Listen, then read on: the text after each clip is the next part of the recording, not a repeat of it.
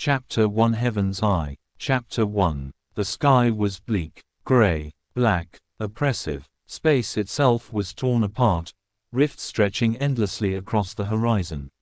Streaks of spider web-like multicolored lightning could be seen flickering in the sky, accompanied by thunderous rumbling sounds that tore open the very fabric of space.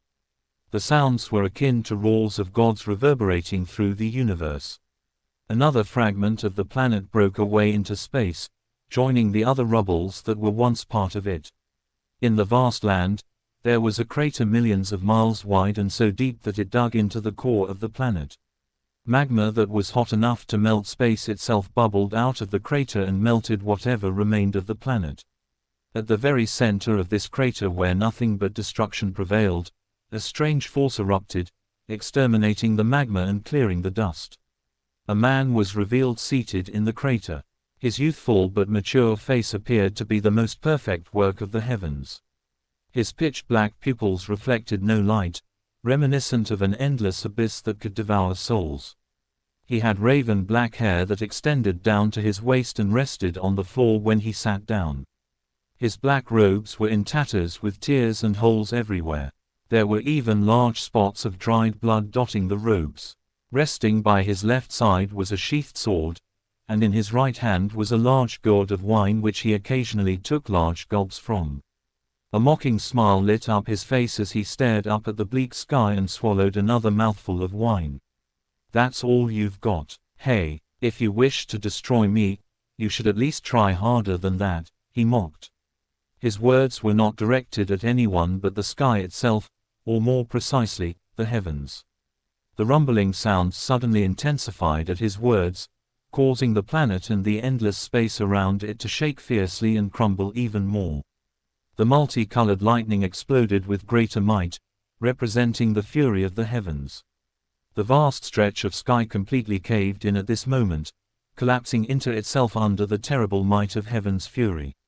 The sky was gone in the blink of an eye, leaving nothing but chaotic space storms and the multicolored lightning that stretched across nearly the entire universe. This scene caused the man to grin. As always, defying the heavens is a source of infinite joy. He stated calmly, then gulped down another mouthful of wine. At the same time, his gaze strayed from the broken sky to the boundless space beyond, where thousands of figures gathered in space, watching. Leading these people were old men and women with deep eyes and auras that could submerge galaxies. "So many of you are here." As he glanced through the thousands of people, his eyes glimpsed at the distant end of the group and focused on two figures besides each other among thousands of others. The calm smile on his face finally froze for the first time, and his calm broke for a split second. His pupils quivered, reflecting the extremely familiar faces that suddenly appeared so foreign. Seconds stretched into eternity as he stared at the face while countless memories played through his mind. From the moment he stepped into this vast world, there were only a scant few people he thought he could trust. How naive he was to have thought that. How utterly naive. His lips curled up into a very thin smile and he slowly moved his gaze away. The moment he looked away, the person he was staring at lowered his head slowly, hiding the guilt that clouded his face. He had certainly noticed the man's gaze on him, and when he stared back, he couldn't suppress the shock in his heart. Those pupils, they were nothing similar to the gentle ones he was familiar with. They were now indifferent and bone-chillingly cold. He realized with a faint bitterness that he had changed. This was a completely different person. "Sister," he muttered in a barely audible voice that struggled to conceal the fear and guilt in his heart. The lady beside him shuddered and replied in a tight tone, "I know. Is it worth it? It will be. We have nothing to worry about. He'll die here, and if we remained by his side, we would certainly die along with him." She replied calmly, then continued in a distant voice, "We get to keep our lives. It's worth it, right?" This was more of a question to herself than a response, and the answer to that question was a mystery. "We did nothing wrong. We already saved his life once. He should be grateful to us.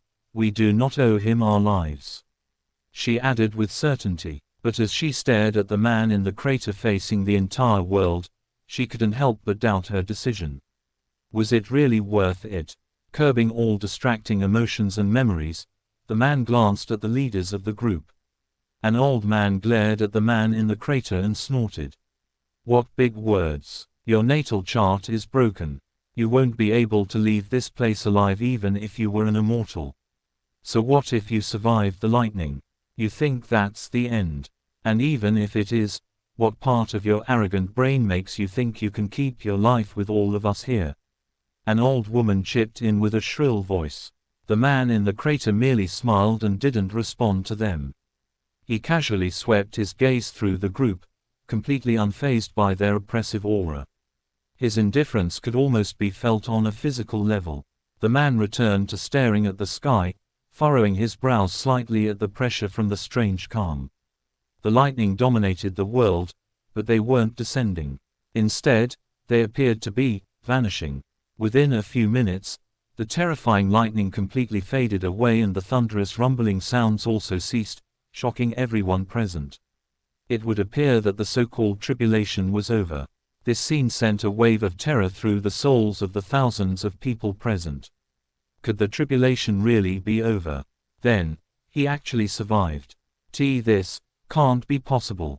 How could he still be alive? The divinations said he would. Forget about the damn divination. This man can't be allowed to leave this place alive, no matter what happens.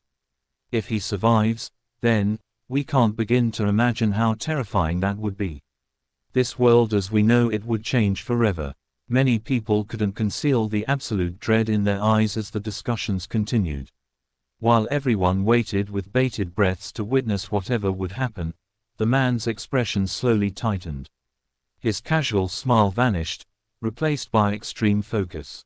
He had gone through countless life-threatening situations to reach this point, and everything he had gone through enabled his instincts to reach an impossible level.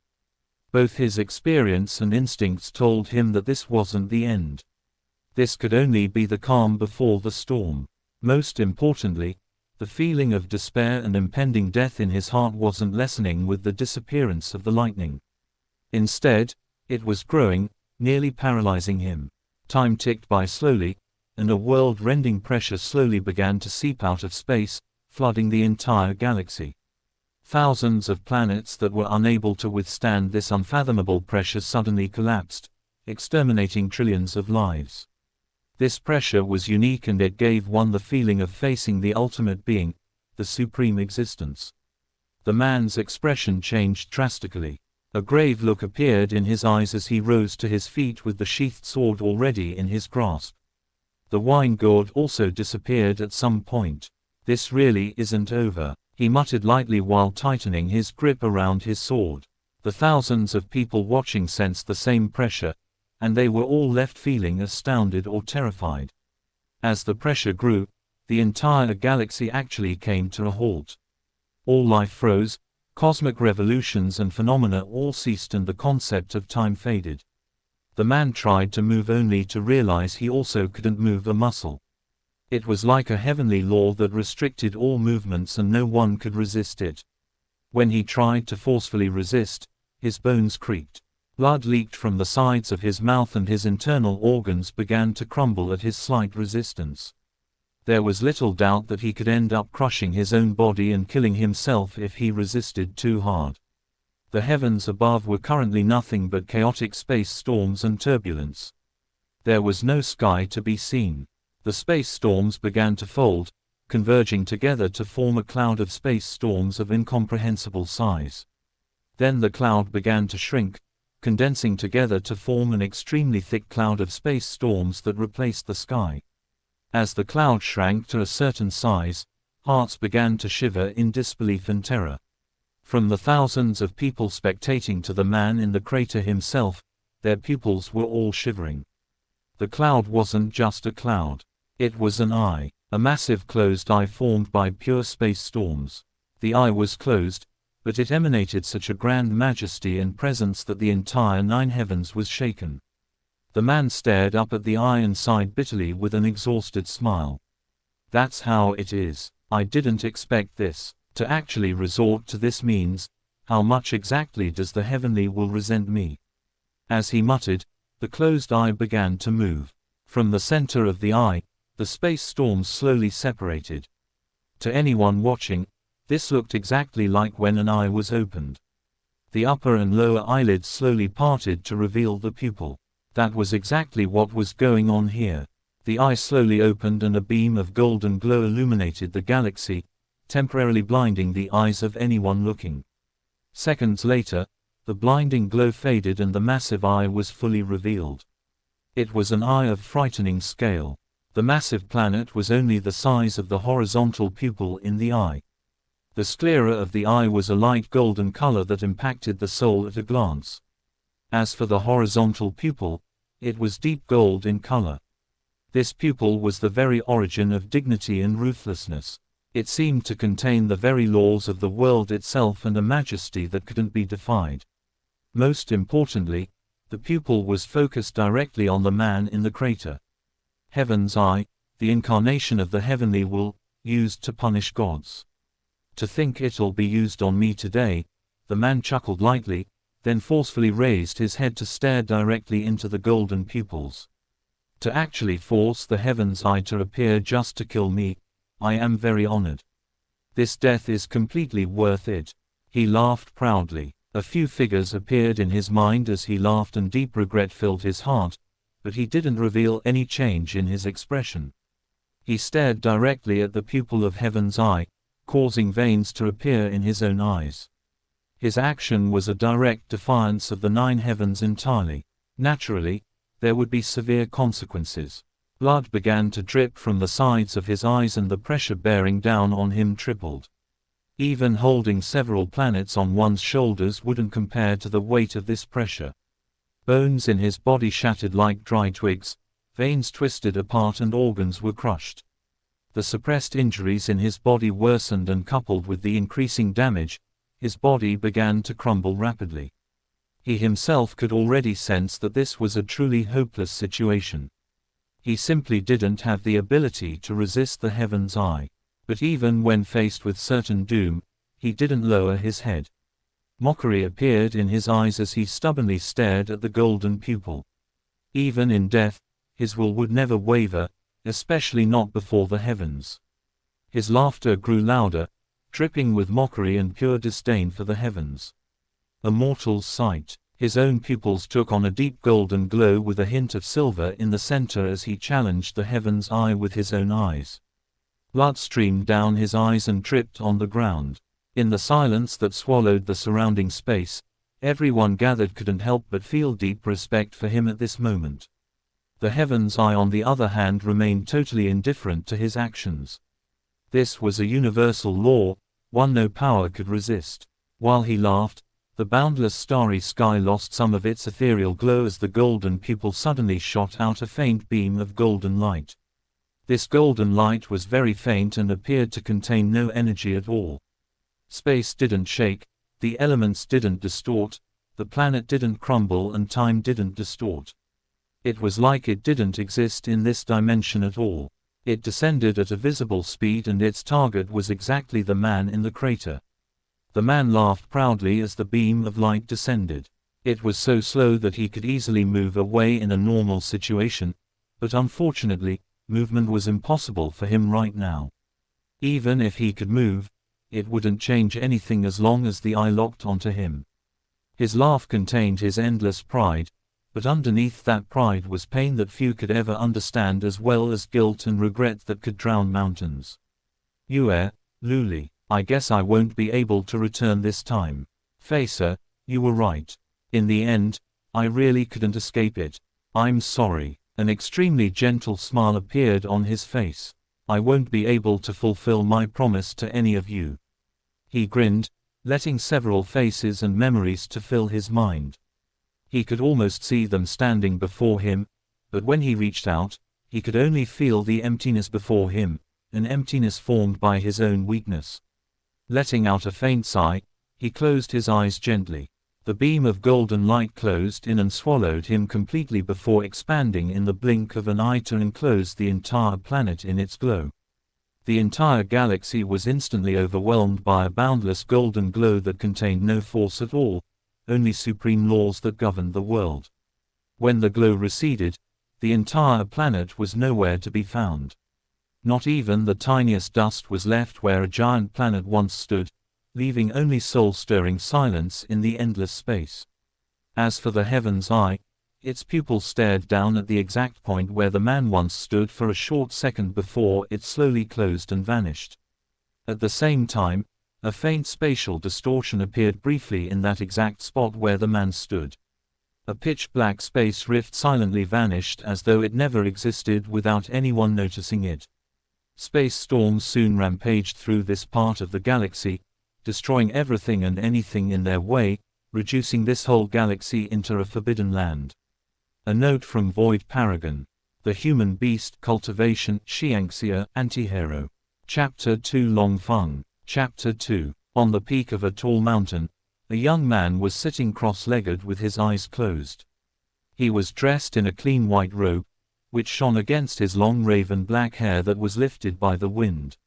He looked carefree and he had a faint smile on his face. He had sharp facial features, and through the immature youthful face, one could tell that he was absolutely handsome. The young man seemed to sense something behind him, so he stood up and turned around, then his smile became more dazzling. He clasped his fist in respect. "Father," he spoke, lowering his back a little. There was a middle-aged man walking towards him. The man smiled. "Fengse, what are you doing here?" the man asked. "Nothing, father. I just came out for some air," Longfeng replied calmly. The man nodded, trying to cover the worry on his face with his smile. Unfortunately, the slight crease of his eyebrows made his smile seem a bit forced. "Father, what's wrong?" Longfeng asked lightly. The man sighed and shook his head, letting his smile fade away. "There's been an unexpected turn of events. The three powerful clans in the city have organized a secret meeting according to our spies," he replied heavily. Longfeng's eyes flickered with surprise. "A meeting? There can only be one reason they would do that. They want to ally together to suppress our clan so they can take a share of our clan's treasures and techniques for themselves," he deduced slowly. The man nodded, completely not surprised that Longfeng had guessed everything.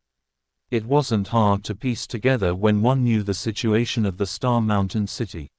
Longfeng smiled and shook his head. "Their actions seem foolish to me though. The Gong clan is the strongest in this city, yet they still don't dare to attack us. Doesn't that alone signify something?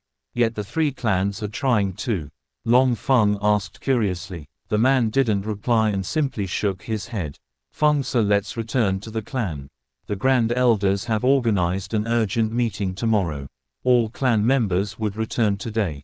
I don't know what will be decided, but you must be careful," the man said slowly, staring intently at Longfeng. Longfeng understood what he was trying to say. No one in Star Mountain City was unaware that Long Yuan, the clan chief of the Long clan, one of the 5 powerful clans in the city, had a trash who could not cultivate as a son. That was common news, and that trash son was naturally Longfeng. "Fengse, have you figured out anything yet?"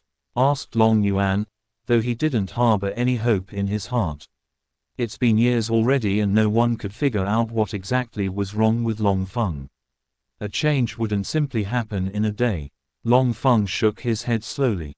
Long Yuan sighed in response. Longfeng was not Long Yuan's biological son. Long Yuan had found Longfeng as a baby somewhere, and he brought him to the Long clan and raised him up. Longfeng himself didn't know the exact details, though he took Long Yuan as his only family. Normally, every child with a bit of talent would begin cultivating between the ages of 10 and 13, but Longfeng was 14 and was still unable to cultivate even now. People secretly nicknamed him as the trash of the Star Mountain City, and he was mocked until it became an old tale. Longfeng had tried everything he could to communicate with his Danshan and absorb natural energies through his meridians, but his Danshan felt foreign to his body. He could hardly sense it in his body.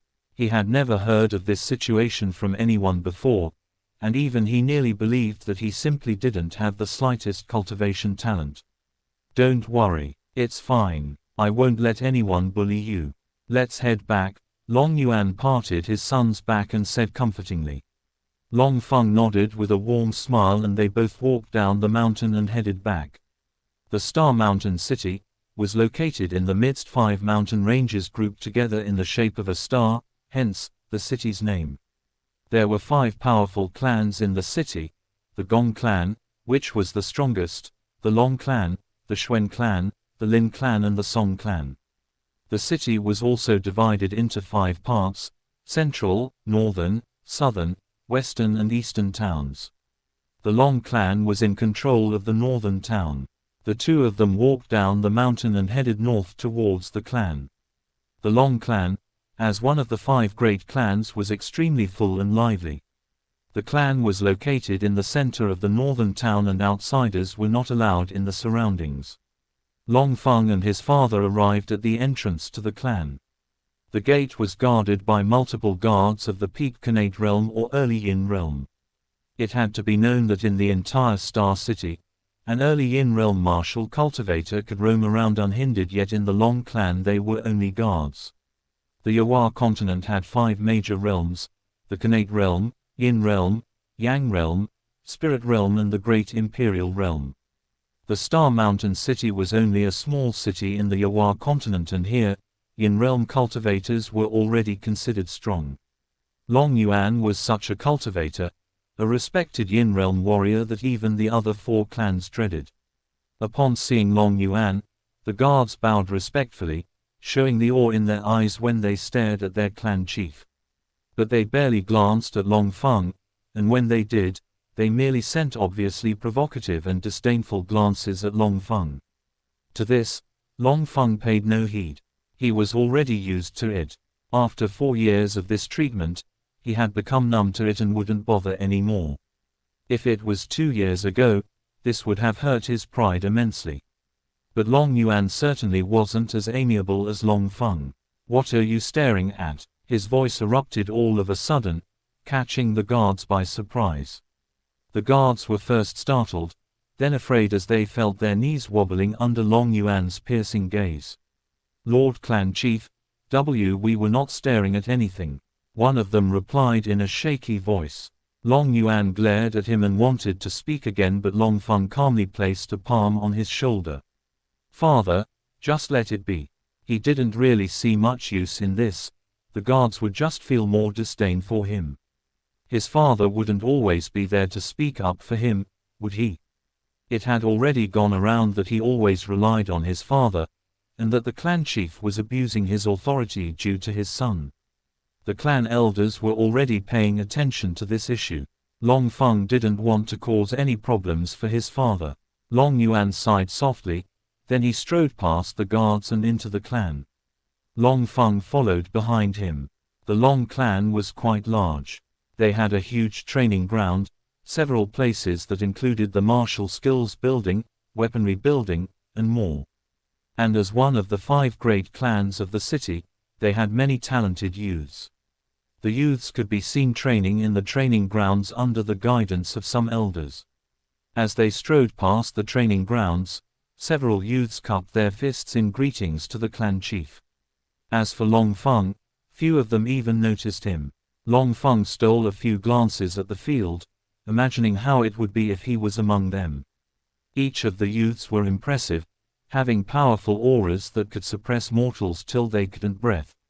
Although the Long clan's heritage couldn't be considered much in the entire Janhai province, it was still strong in its own rights. Long Yuan headed back to the clan hall while Long Feng decided to return to his room. As Long Feng walked towards his room, he could sense the many disdainful glances on himself, but he didn't bother about them. 4 years had made him indifferent to all that. All of a sudden, someone rushed straight towards him, appearing like a blur to Long Feng. He barely reacted to the person's speed before he was knocked aside heavily and surrounded by dust. The person stopped and glanced at Long Feng mockingly while extending an arm to help him up. "Ah, I'm really sorry, young master. I didn't know it was you, otherwise I wouldn't have moved with my full speed." His tone naturally carried no remorse and instead dripped with disdain.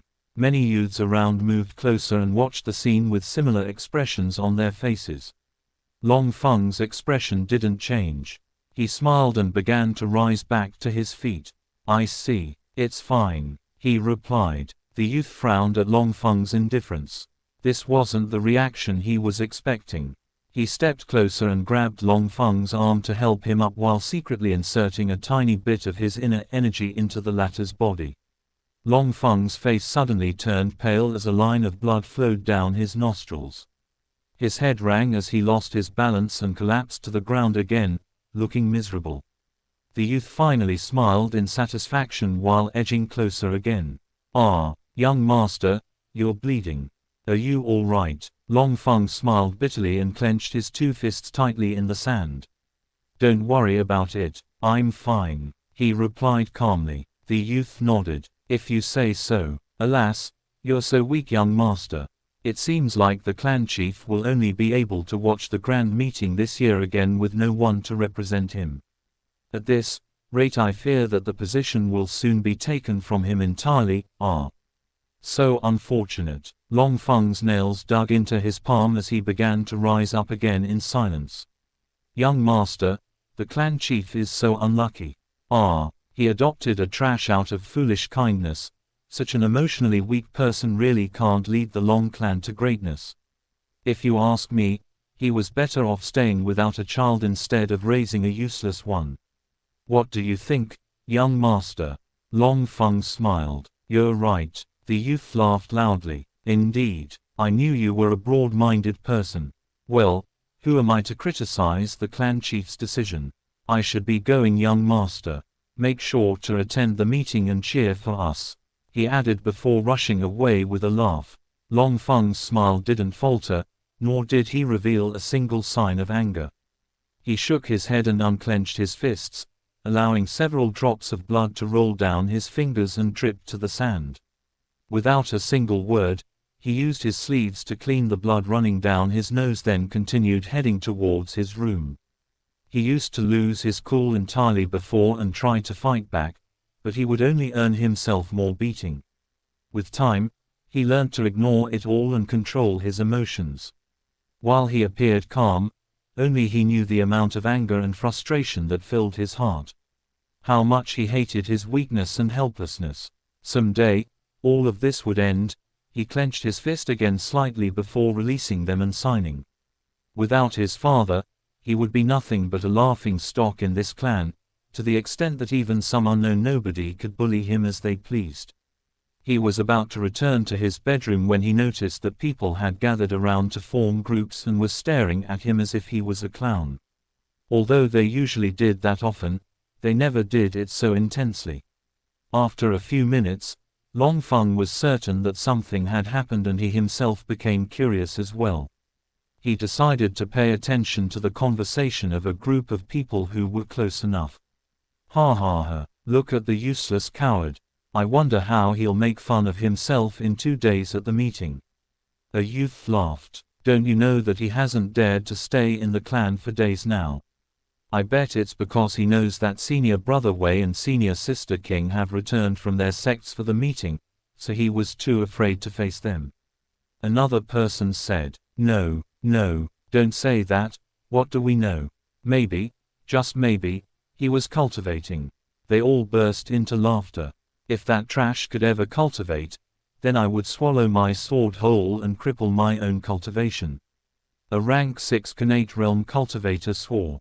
The others laughed again. "Long Yi, there is no need for you to make such promises because we all know it is impossible. If I was Long Feng, I would lock myself up in my room forever, or just leave the clan." Someone else remarked. Long Feng's eyes flickered as he heard their conversation. "They're back." Chapter 3 Making a Bet. Chapter 3. Long Feng didn't hear the rest of their conversations as he racked his brain trying to recall who Long Wei and Long King were. And then he remembered. Long Wei and Long King were the children of his uncles, Long Yan and Long Chanmu respectively. They were the two top talents of the Long clan. They had started cultivating at the age of 12, reached rank 5 Khanate realm at the age of 15, and were currently at the peak of Khanate realm, aged 18. They each wanted their father to become the clan chief, but sadly, the old clan chief, Long Yuan, Long Yan, and Long Chanmu's father, chose Long Yuan instead as the new clan chief. Thus, they swore enmity against Long Yuan. As it was, only their fathers could dare to go against Long Yuan as the clan chief, but then, Long Yuan's son was trash, so they decided to take it out on Long Feng. When Long Feng was younger, they usually bullied him and beat him up.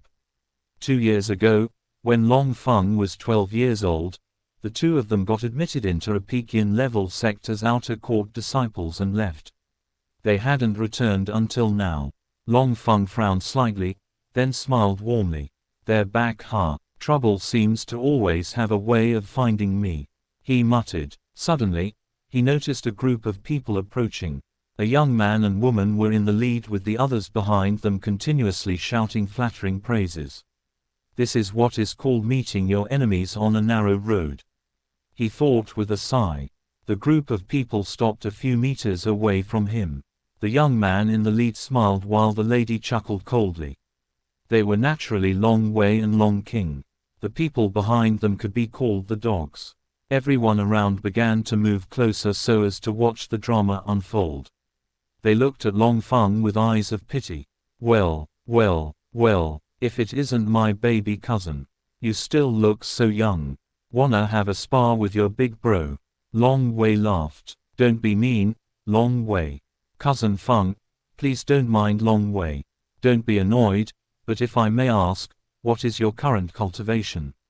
Long King interrupted mockingly. The crowd chuckled. Long Feng smiled calmly. Senior Sister King, you don't have to worry about my cultivation. Since when did you begin to care?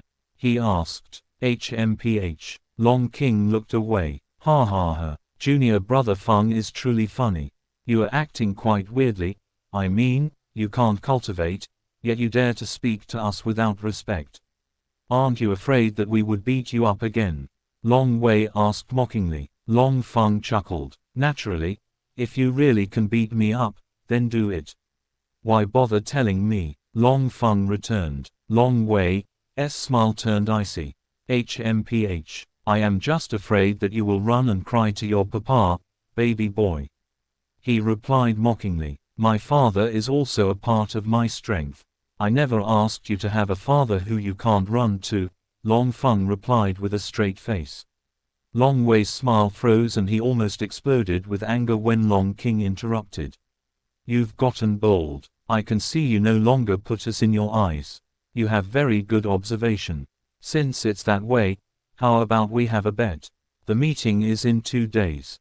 The younger generation must compete to choose the elites among us, and it happens that you are also a part of the younger generation, so how about we compete on the champion position? You can refuse if you are too scared, but then, poor clan chief won't have anyone to represent him, she said with a sad sigh. Many eyes turned to Long Feng. Most people were expecting him to decline so that they could mock him, but what happened next stunned everyone, even Long King herself. Why, of course, since Sister King asked so politely, then I would agree to the bet. But what is the stake? Long Feng replied. Everyone including Long King herself was shocked by his reply. In the past 2 years, he never agreed to attend the clan meeting. To think he actually dared to accept a bet today. Did his head get kicked by a donkey? Nevertheless, Long King was still happy at his answer. HMPH. I knew you were useless, but I never knew that you were also stupid. I will beat you so hard your teeth will be scattered on the floor. She though with a smile. The stake of the bet will be the gift of the champion. The elders have decided to give the champion the chance to pick any weapon he wants, even if it is one of the 3 treasured weapons of the clan. Long King announced. The crowd gasped and even Long Feng felt like it would be worth the trouble. It wasn't as though he had fought anyone yet to actually know how strong he was, but he had an inexplicable confidence in himself. Of course, it could be stupidity, or he was blinded by his cultivation. Either way, he was accepting the bet. Well, since you have said so, I have nothing to say. Now, if you'll excuse me, I have things to do, he said with a smile, before turning and walking away. Everyone watched him leave with a mocking expressions until he vanished from their sights. Upon entering his room, Long Feng locked up the door and windows, then sat down cross-legged on the floor. He then converged his consciousness into his body. This was supposed to be something only cultivators could do, but Long Feng was surprisingly able to do it, yet he truly didn't possess any cultivation. He found out about this ability 2 years ago. Long Feng's consciousness neared his danshan and was forcefully stalled when he neared it. He began to observe his danshan quietly. He had noticed something 2 years ago besides the fact that he could send his consciousness into his body. Surrounding his danshan was a very thin layer of extremely pure aura which formed a barrier. The barrier left him baffled. How did it get there? Was that how others' danshan were? The thin barrier was almost impossible to detect, but Long Feng had a feeling it was the cause of his inability to cultivate. It had somehow stopped Long Feng from actually connecting with his danshan. Long Feng had never dared to touch it with his consciousness due to his cautiousness, lest it harmed him or cause some changes that he couldn't predict. He had been debating on whether to give it a try or not. He had held off this matter for 2 years without letting anyone know about it, not even his father. And today, he had decided to bet everything and try to approach the barrier even a little, so he could know more about it. This was a risky move, as anything concerning the danshan usually had its effects. The danshan was the very heart of martial cultivation. The slightest issue could spell the end of your cultivation future. But Long Feng was also tired of this mediocrity. That was one of the reasons why he decisively accepted Long King's bet. He has had just about enough of the mockery, disdain, insults and more. He was willing to take the risk. What more was there to lose after all? His consciousness neared the barrier slowly, cautiously, and after much time and hesitation, he finally touched the barrier. Long Feng was surprised at how easily the seemingly strong barrier broke apart instantly. It was as though the barrier was a thin piece of paper. It tore to pieces upon his mind touching it. But soon, he regretted touching the barrier, as a great, heart-wrenching pain overtook his entire body. It seemed to reach deep into his soul itself, causing him to feel unbearable pain. The pain seemed as if it would tear him apart. He was unable to control his body, or withdraw back his consciousness as it flowed into his danshan. Suddenly, the shattered barrier transformed into pure natural energy. The energy flowed into his body, but he couldn't sense that immediately, as the pain was still racking his entire body. As the pain worsened, he felt his consciousness getting blurred. He was overcome with exhaustion and suddenly, everything went dark and the world before him vanished. He groaned and blinked his eyes, surprised at how lightheaded he was suddenly feeling. He was first drawn to the darkness around him. He blinked and looked around again and what he saw left him astounded. All around him was an endless dark space and distant twinkling stars filled every inch of the dark space, giving it a subtle feeling of unparalleled beauty and power. This was the boundless starry space. Thought there wasn't any sun visible in the distance, the trillions of shining stars were enough proof of that. Most exciting was that he was currently floating in the starry sky. As he looked around at the countless stars in the distance, Long Feng was awesome by the beauty of it all, and he truly felt how tiny and insignificant he currently was in the vast world of cultivation. All these stars could be worlds on their own. Could the Yawa continent be among them? Even if it is, the Yawa imperial continent is probably less than a grain of among these infinite stars. Long Feng muttered to himself. He then tried to move but he was shocked to discover that he couldn't. He could not move a muscle at all. The only thing he could do was use his neck to look around. This strange situation caused him to regain his senses and realize that he was in a completely foreign place, and he couldn't do anything to protect himself should anything arise. He began to panic while trying to think of a way through this situation when all of a sudden, a roar echoed through the boundless starry space. This roar was indescribable, mere words couldn't fully explain it. It contained such boundless majesty and might, even the greatest of emperors would be compelled to bow before it. Just hearing the sound of the roar made Long Feng's face to pale. His head was filled with ringing sounds and he nearly fell unconscious. An unknown distance away, an azure dragon appeared as though it had torn through space itself. It was seething with endless pure light that emanated a piercing aura like nothing Long Feng had ever imagined possible. What was most striking was its sheer size. It was utterly humongous. The word massive was created exactly for this being. Its size was beyond Long Feng's comprehension. He doubted whether the full sun would be as large as a single pupil of this ridiculous being. It clawed at the vast space and flew in circles while letting out resounding roars before flying towards Long Feng. Another roar suddenly resounded from a different direction. Long Feng's heart leapt as he turned around and his pupils shrank. Chapter 4 Cultivation. Chapter 4. A similarly massive black dragon appeared and clawed at the heavens. It gave off an aggressive dark aura, as if it were the emperor of the heavens. It was like the exact opposite of the azure dragon, which was surrounded by bright piercing light. It was surrounded by an unspeakably vast cloud of darkness, pure darkness that seemed to devour light. The dragon roared again, before flying towards the terrified Long Feng. By now, Long Feng was absolutely frightened. He was completely immobilized and two unfathomable dragons of ridiculous sizes were flying towards him. Wouldn't a single accidental breath reduce him to the tiniest particles in existence? Perhaps he was even smaller than a speck of dust to them. Considering their sizes, it would be perfectly normal. As if the shock of two legendary divine beasts wasn't enough, another roar reverberated through the boundless starry space. This roar was unlike the majestic roar of the azure dragon nor the proud roar of the demon dragon. It was a calm and subtle roar that seemed to contain a hidden power that could shake the very fabric of reality itself. Long Feng's heart sank to the pitch of his stomach. A hornless dragon tore through the space and roared at the heavens proudly. This dragon didn't seem to have a specific color nor energy. As Long Feng stared at it, his eyes seemed to see millions of colors all at once, yet nothing at the same time. This contradicting feeling caused him to feel nauseous and shaken.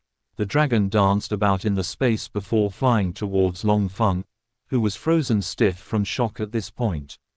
Even if he wasn't restricted, he reckoned that he would still be unable to move anyway.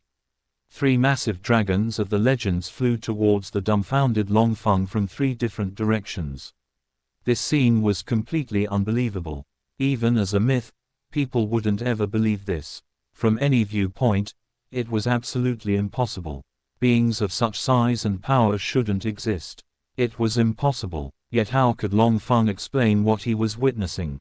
Hallucination. There was an unfathomable distance between the dragons and Long Feng, yet the dragons covered the distance in the blink of an eye. They flew at an inconceivable speed. Or it couldn't be called speed anymore. This had surpassed the concept of speed itself. Compared to the three massive dragons around him, Long Feng seemed as small as an ant. He gulped as he looked at the six eyes which were larger than suns and he felt stunned. Where was this place, and how did he get here? Did approaching that barrier around his dungeon cause all of this? Surely, that must be impossible. Currently, just the presence of the three dragons was suffocating him, and that was because they were restraining their auras, otherwise, not even his corpse would be left. He couldn't even begin to imagine the level of strength which these dragons were at. Their very existence upturned everything he knew as possible. Suddenly, the azure dragon turned into a streak of bluish-white, and shot into his forehead before he could react, and he felt no pain. Instead, he had a weird feeling of familiarity, as if the light was always a part of him. The black dragon also turned into a pitch-black streak of light and shot into his forehead as well, and the same familiarity increased, leaving Long Feng baffled. Finally, the hornless dragon turned into a colorless, almost invisible streak of light and shot into his forehead again. Long Feng felt a sharp pain in his chest and on his forehead, then his sight dimmed. Everything was replaced by endless darkness. A single word suddenly exploded in his mind at that moment. Crime. At the same time, Long Feng's mind entered a dreamlike state. It was a vast endless void, filled with a chaotic energy that could rip stars to grains. In the center of all these was a magnificent throne floating in the void, and a man was seated on the throne with his head lowered, pitch black hair flowing over his head and covering his face. The man emanated absolutely no aura, but even then, he gave off the feeling of a ruler as well as subtle power that could slay immortals. Time and space seemed to warp around the throne, creating a separate world for the throne. Around the throne were 9 glowing pillars of light that seemed to penetrate space and time. Long Feng's focus was drawn to the man seated on the throne. The moment he tried to take a closer look, a splitting headache overtook him and he closed his eyes briefly. When he reopened his eyes, he was back in his room seated cross-legged as though he never moved and everything was just a dream, an illusion. Just one that felt too real. What was that? Was that a dream? Long Feng muttered with a frown, thinking about the 3 dragons as well as the man sitting on a throne who appeared at the end. It was simply too realistic to be a dream. His eyes fluttered open in a panic. He breathed heavily and looked around, finding himself in his room, sitting cross-legged on the floor again. His position was exactly the same as it was, he hasn't moved an inch. He looked over his body, and found nothing different. He was drenched in sweat, but other than that, he was absolutely fine. He was even beginning to think that what he just witnessed was all an illusion. He let out a gentle sigh and rose to his feet, frowning at how his clothes sticked to his body due to the excessive sweating. He grimaced and made for the bathroom. He passed by a mirror and glanced at it subconsciously, then he froze. On the mirror, there was a strange symbol on his forehead, one that Long Feng had never seen or heard of before. The symbol was of a circle. On the left of the circle was a fierce and arrogant black dragon curled up to form half of the symbol. Although it was not real, it looked extremely lifelike, as though it would pounce out at him at any moment. The other half of the symbol was of a majestic azure dragon, also curled up to form the other half. The heads of the 2 dragons chased the other's tail, exactly like a yin-yang fish image. In between the 2 dragons that formed a circle, was a hornless dragon. The entire symbol looked like a yin-yang symbol, only, it was formed by 3 dragons. The black dragon released a terrifyingly demonic aura that unnerved Long Feng. The azure dragon on the other hand released an extremely dazzling light, and the hornless dragon in between gave off no aura at all. What is this? Long Feng reached out to touch his forehead as he muttered. This symbol was extremely unique, and it was something he has never heard of before. Not that he was knowledgeable, but it gave him the chills.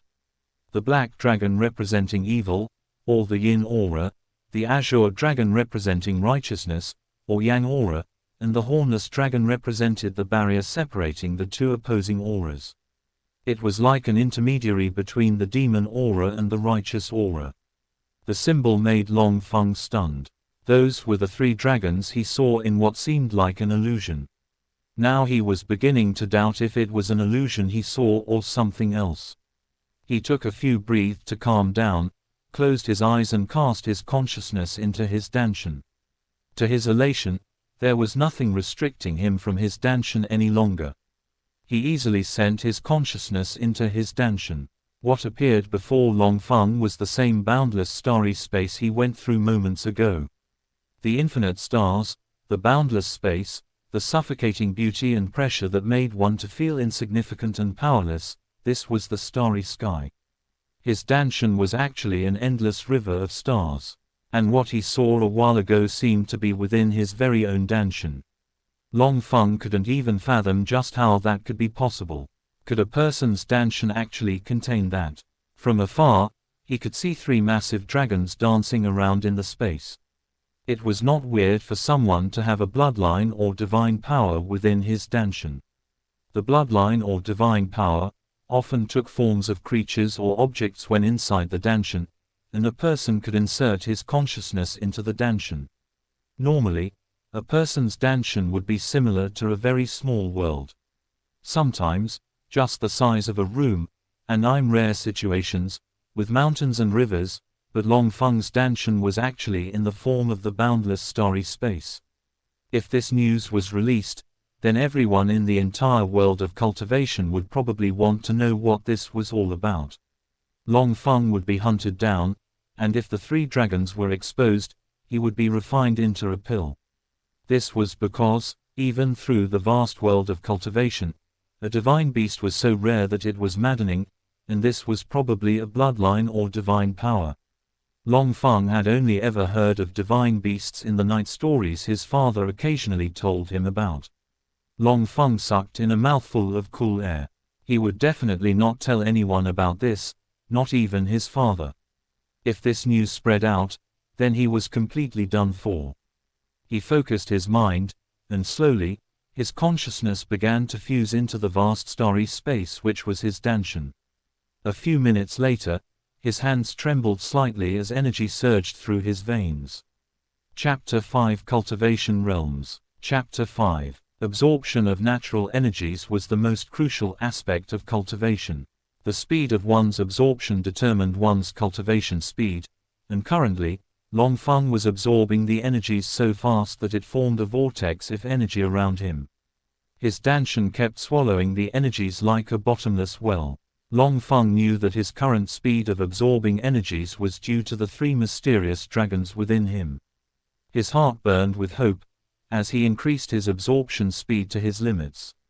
Slowly, a tiny portion of the vast starry sky that was his Danshan began to fill up with natural energy.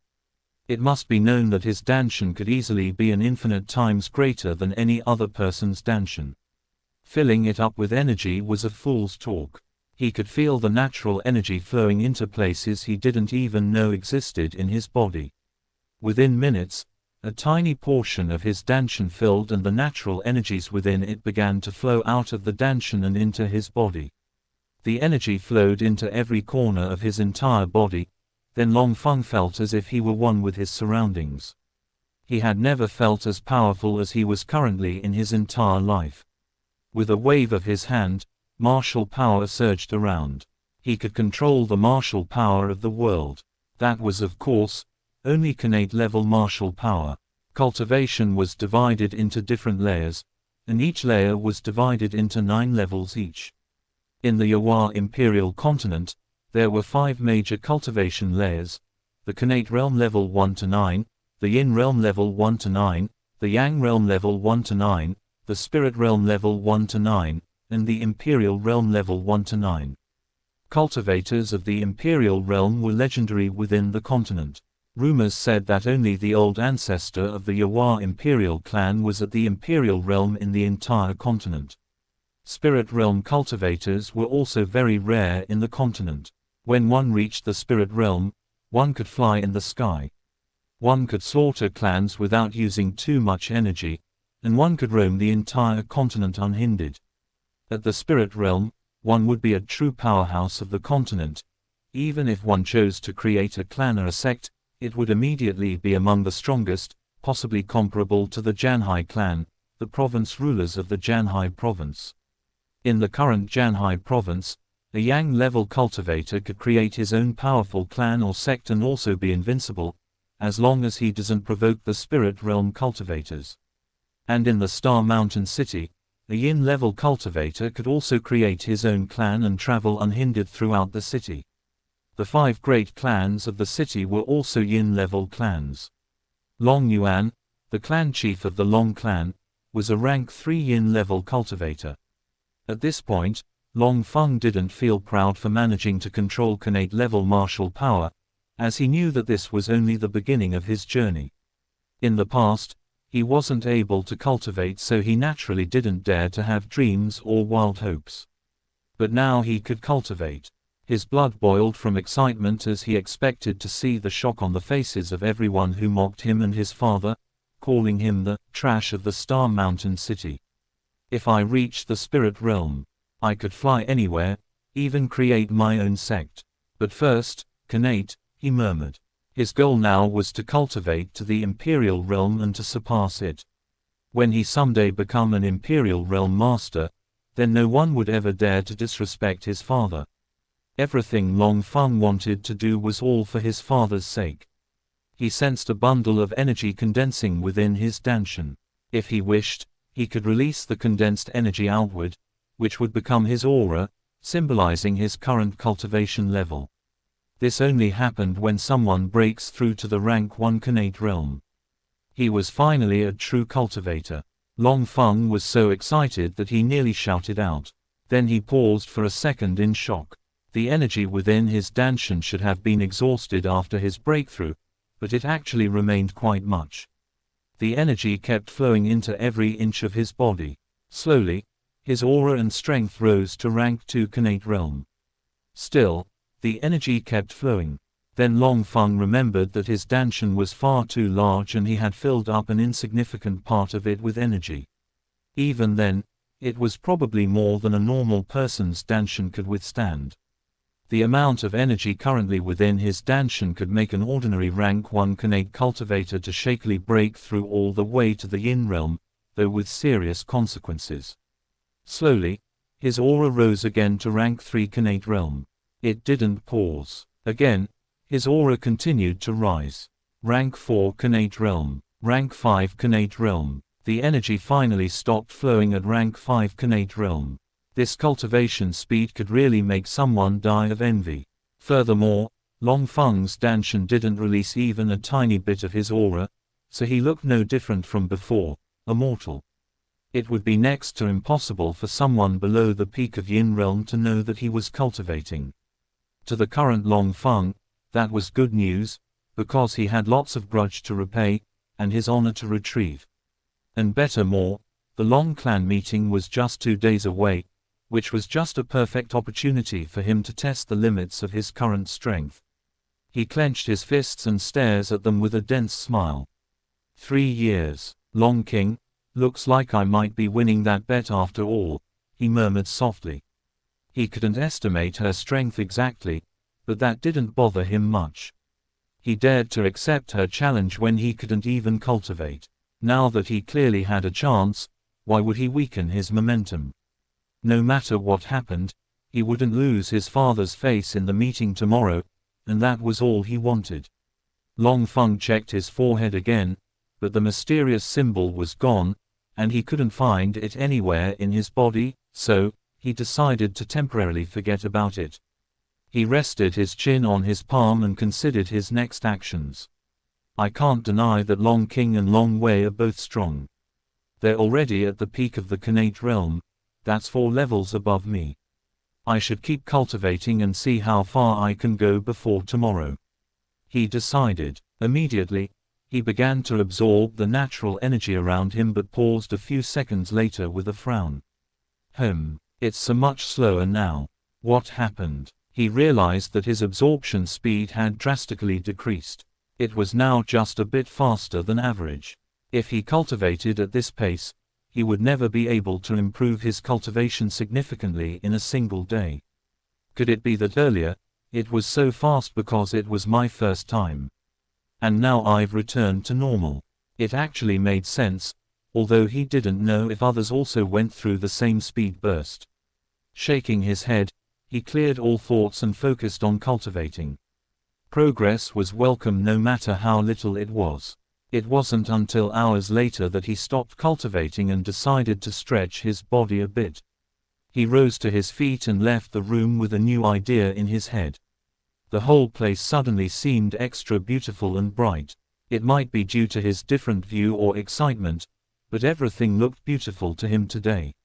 Long Feng was quite surprised when he found out that he had actually spent a whole day within his room, and there was only 1 day left before the clan meeting, but that didn't bother him.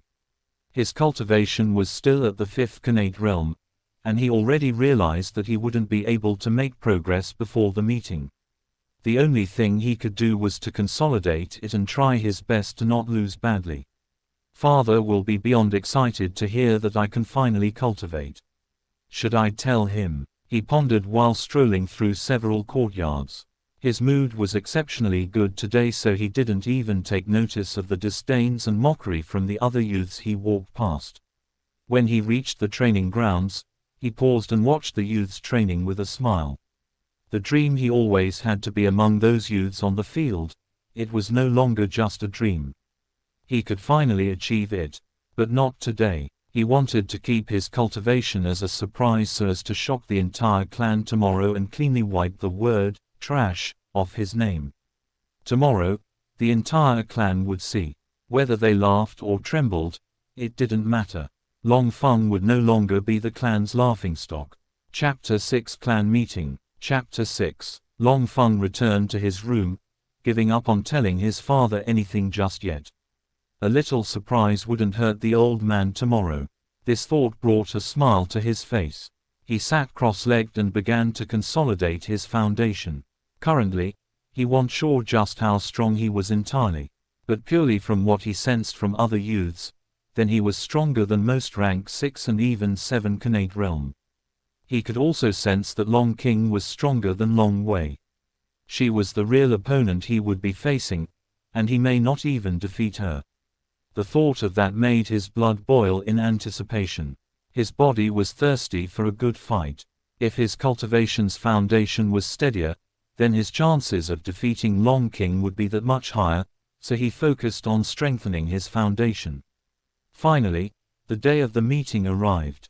This clan meeting was much more interesting than other clan meetings, because rumors that the trash of the Long clan had made a bet on the champion position left the entire Star City in uproar. It became the talk of the town, and many people thought that Long Feng was insane.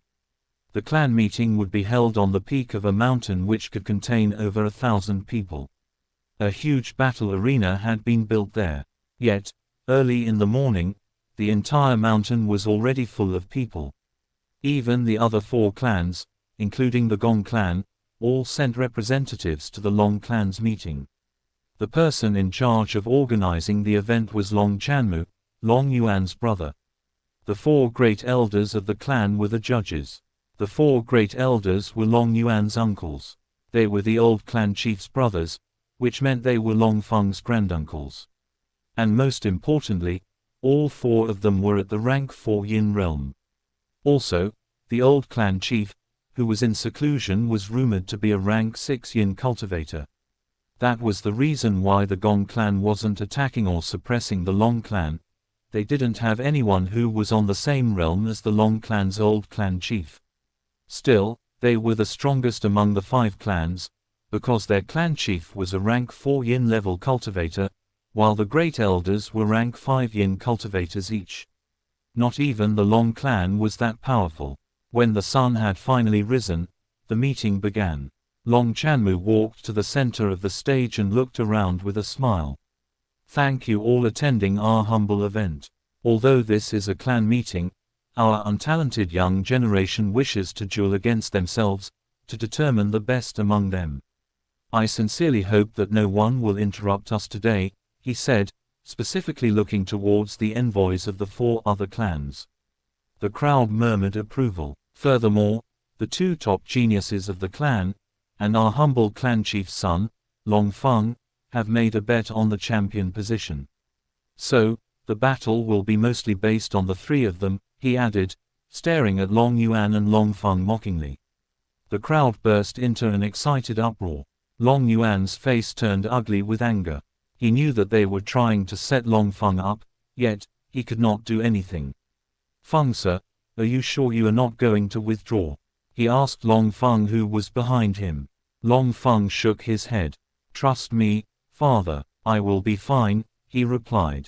Long Yuan nodded. He had already decided that once Long Feng was defeated, he wouldn't care about any damn rules. He would rush into the stage to save him. Now, the first contestants would be Long Feng against Long Shen. Long Chanmu announced. Long Shen was a rank 2 Khanate cultivator. Although he was so weak, the crowd had no doubt that he would easily twist Long Feng into 2. Long Chanmu wanted to humiliate both Long Feng and his father by having a rank 2 Khanate cultivator to defeat Long Feng. That way, his chances of becoming the clan chief would be higher. Right now, the situation was as such. Long Yan and Long Chanmu both wanted Long Yuan's position, but unless he retired himself, then they couldn't get it. The only other option was if he broke too many rules, even as the clan chief or did something severe, then he would be impeached by the great elders and removed as the clan chief. That was what they were planning to do, force Long Yuan to break a serious rule.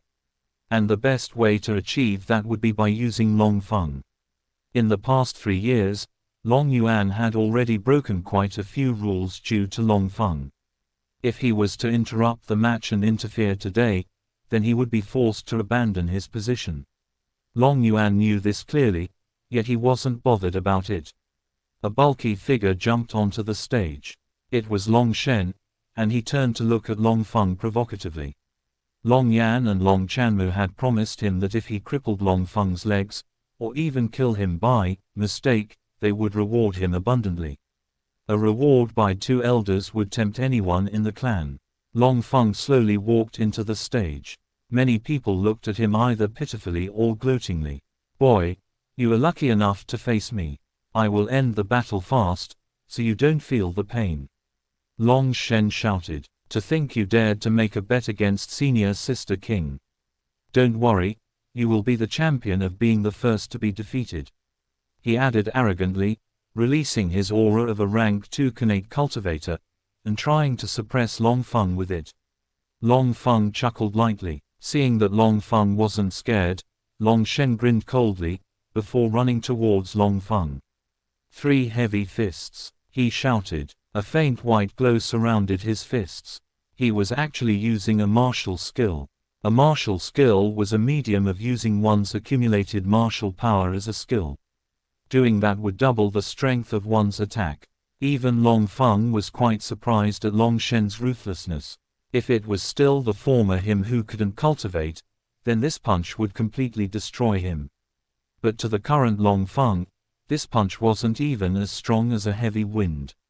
"You talk too much," Long Feng calmly said, and his voice reached everyone's ears.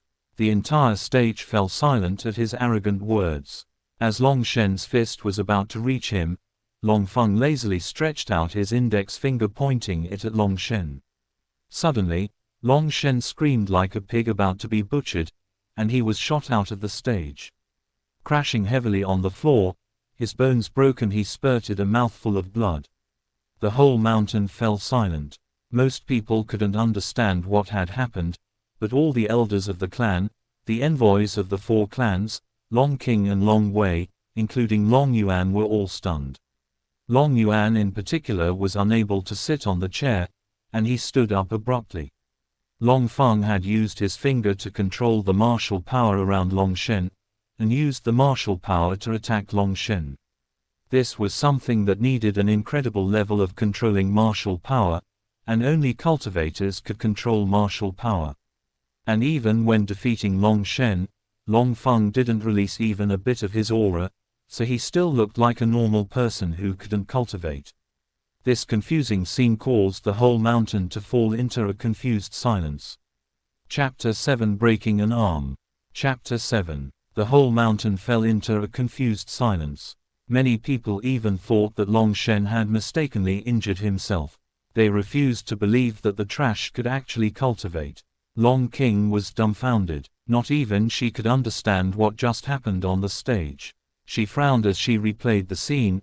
Then a shocking thought appeared in her head.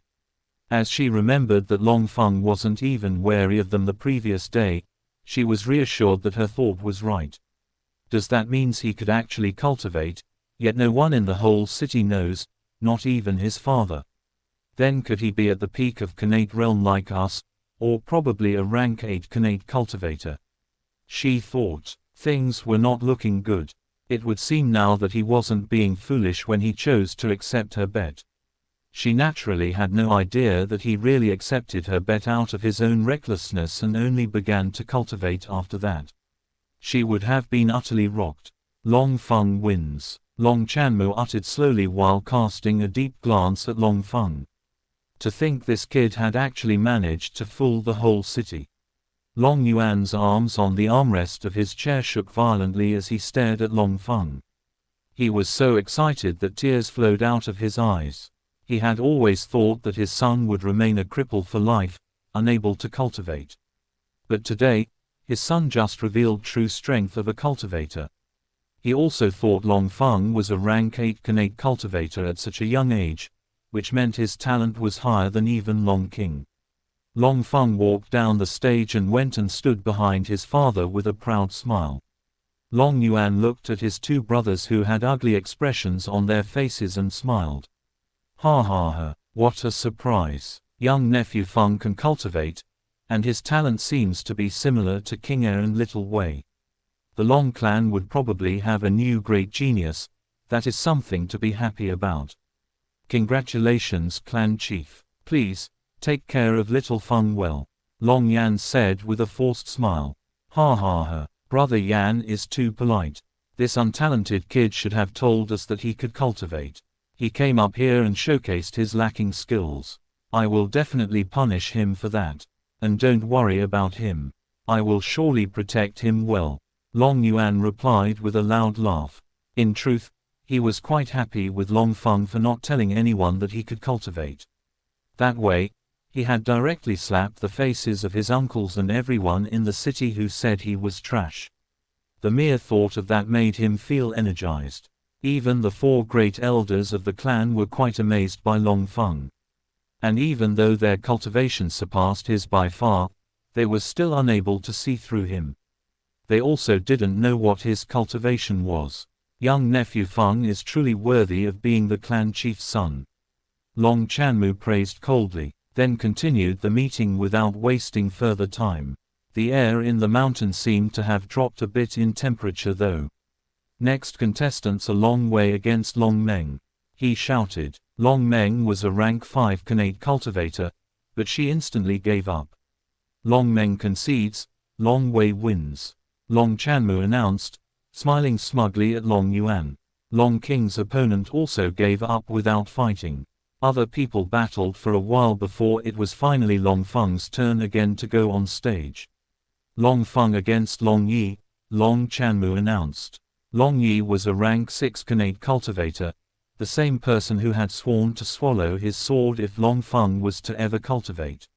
He jumped into the stage. Long Feng walked into the stage slowly and measured his opponent with a smile. Looking at Long Yi, he said loudly so that the whole mountain could hear. I remember you. You swore to swallow your sword if I can ever cultivate. So come on, swallow it. Are you going back on your words? He asked. Long Yi's face turned ugly. Let's fight, he returned. I remember you also said you would cripple your cultivation by yourself.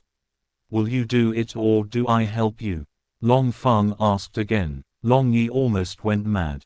He pulled out his sword from his waist sheath and shouted. Annihilation slash. That was his strongest martial skill. He slashed the sword at Long Feng. A black sword light shot out of the sword towards Long Feng. Long Feng's expression turned serious as he quickly gauged the power behind the attack. Long Yi's cultivation was technically higher than his own, so he didn't know whenever he could win this fight. Of course, that thought quickly faded as he realized that the power of the attack was much weaker than he expected. Is this your best shot? Disappointing, Long Feng mocked. He pointed his palm at the sword light headed towards him while his inner energy gathered on his palm. The sword light was destroyed directly when it collided against Long Feng's palm. This proved Long Feng's guess. His cultivation was lower, but somehow, his strength was above that of Long Yi. This fascinated him and he became curious to know just how strong he was. Since I can't cripple your cultivation, I can stop you from ever using your lousy sword, Long Feng added, then a streak of light shot out of his finger. The light was so fast that not even Long King could follow it with her eyes. Ah! Long Yi screamed, holding his right hand while dropping his sword. The light had cut a deep wound on his wrist. Many people gulped heavily as some of them turned to glance at Long Yan. Long Feng, how dare you! Long Yan shouted. Long Yi was his son and although he wasn't as talented as Long Wei, he was still a rare swordsman. Now, his hand was being crippled. How could Long Yan not feel pained? Perfectly healing the arm would take a lot of time and resources. This naturally infuriated him. Elder Yan, this is a battle stage. Injuries are a natural occurrences. If I was crippled here, you wouldn't even bat an eyelid. If you don't want your son to be injured, then why have him cultivate? Why not just hide him in your room forever? That way, he would always be safe. Long Feng replied, and Long Yan was lost for words. He harumphed, before leaping onto the stage and taking Long Yi with him to cure his injuries. Long Feng wins, Long Chanmu announced coldly. Long Wei and Long Qing's opponents both surrendered again. It seemed like everyone in the Long clan had a deep fear and respect for the two of them. No one wanted to fight against them. Another reason was because they were the only younger generation who were at the peak of the Khanate realm, and no one could hope to defeat them. Even most wardens who were at the peak Khanate realm could not defeat the two of them. The battle went on. Long Feng defeated all opponents below the 7th Khanate realm with a palm. Only those at the 7th or 8th level of the Khanate realm could make him move. Long Feng against Long Chen. Long Chanmu shouted. Long Chen was Long Shen's older brother and he was a rank 8 Khanate cultivator. He stood across Long Feng on the stage, staring at him coolly, as he released his aura. It must be known that all this while, Long Feng had not released his own aura. Fight, he spat, before throwing out his fist. Long Feng also threw out a punch. Their fists collided and energy rippled out. Many people were injured by the energy ripples. Long Chen was pushed back a few meters after the collision, while Long Feng hadn't taken even a step backwards. He instead shot forward. Desolation fist, Long Chen shouted. Using a martial skill, he threw out another fist. Long Feng just began cultivating a few days ago, so he hadn't studied or learnt any martial skill. That put him in a disadvantaged situation. He swirled round, dodging the fist, then kicked out his right leg towards Long Chen's chest. Long Chen crossed his arms in front of his chest and took Long Feng's kick head-on. Boom! Energy ripples exploded outwards again. This time, the crowd was prepared. They rapidly moved back. Long Chen had been kicked several steps away, almost falling out of the stage. But had no time to regain his composure, as Long Feng had appeared in front of him almost instantly. Long Feng shot out his right palm. Long Chen shakily lifted his left palm. Boom! Energy rippled out yet again. The battle ended as fast as it began. Long Chen was shot out of the stage and he crashed on the floor, spurting out mouthfuls of blood. His left arm dangled uselessly. His arm was broken. Chapter 8 Fighting Long Wei. Chapter 8 Long Chen's arm was actually broken. Many people sucked in mouthfuls of cold air. The trash of the Long clan was actually a monster in disguise. With this strength, he might actually be able to battle the two top geniuses for a while. But even that, to the crowd, was a worthy achievement. Long Feng wins, Long Chanmu shouted. The crowd was unbelievably quiet. Next contestants, Long Wei against Long Feng. Lona Chanmu's announcement broke the silence. The crowd exploded into an uproar. Everyone sat forward so as to not miss any part of the battle. It was astonishing how Long Feng had risen rapidly from being at the bottom of the clan's hierarchy to being compared with the two best geniuses of this generation. Long Feng just finished a battle, and he is exhausted. He needs to rest. Long Yuan wasn't going to let his son fight in an unfair situation. Long Chanmu frowned. His plan was to let Long Wei defeat Long Feng as he was currently quite tired, so that his daughter, Long Qing could have only Long Wei to deal with. He was confident that his daughter could defeat Long Wei, but Long Feng could really be a threat. No one knew the limits of Long Feng's strength, and that made the situation even trickier.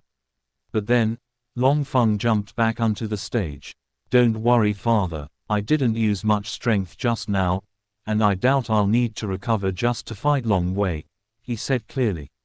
Long Yan and Long Wei felt their faces reddening with anger. Long Yuan calmed down and didn't interfere any longer, though he couldn't help but feel nervous for Long Feng. With a harumph, Long Wei leaped onto the stage. "You arrogant boy, I will teach you a lesson today," he shouted, unsheathing a long, thin sword from his waist.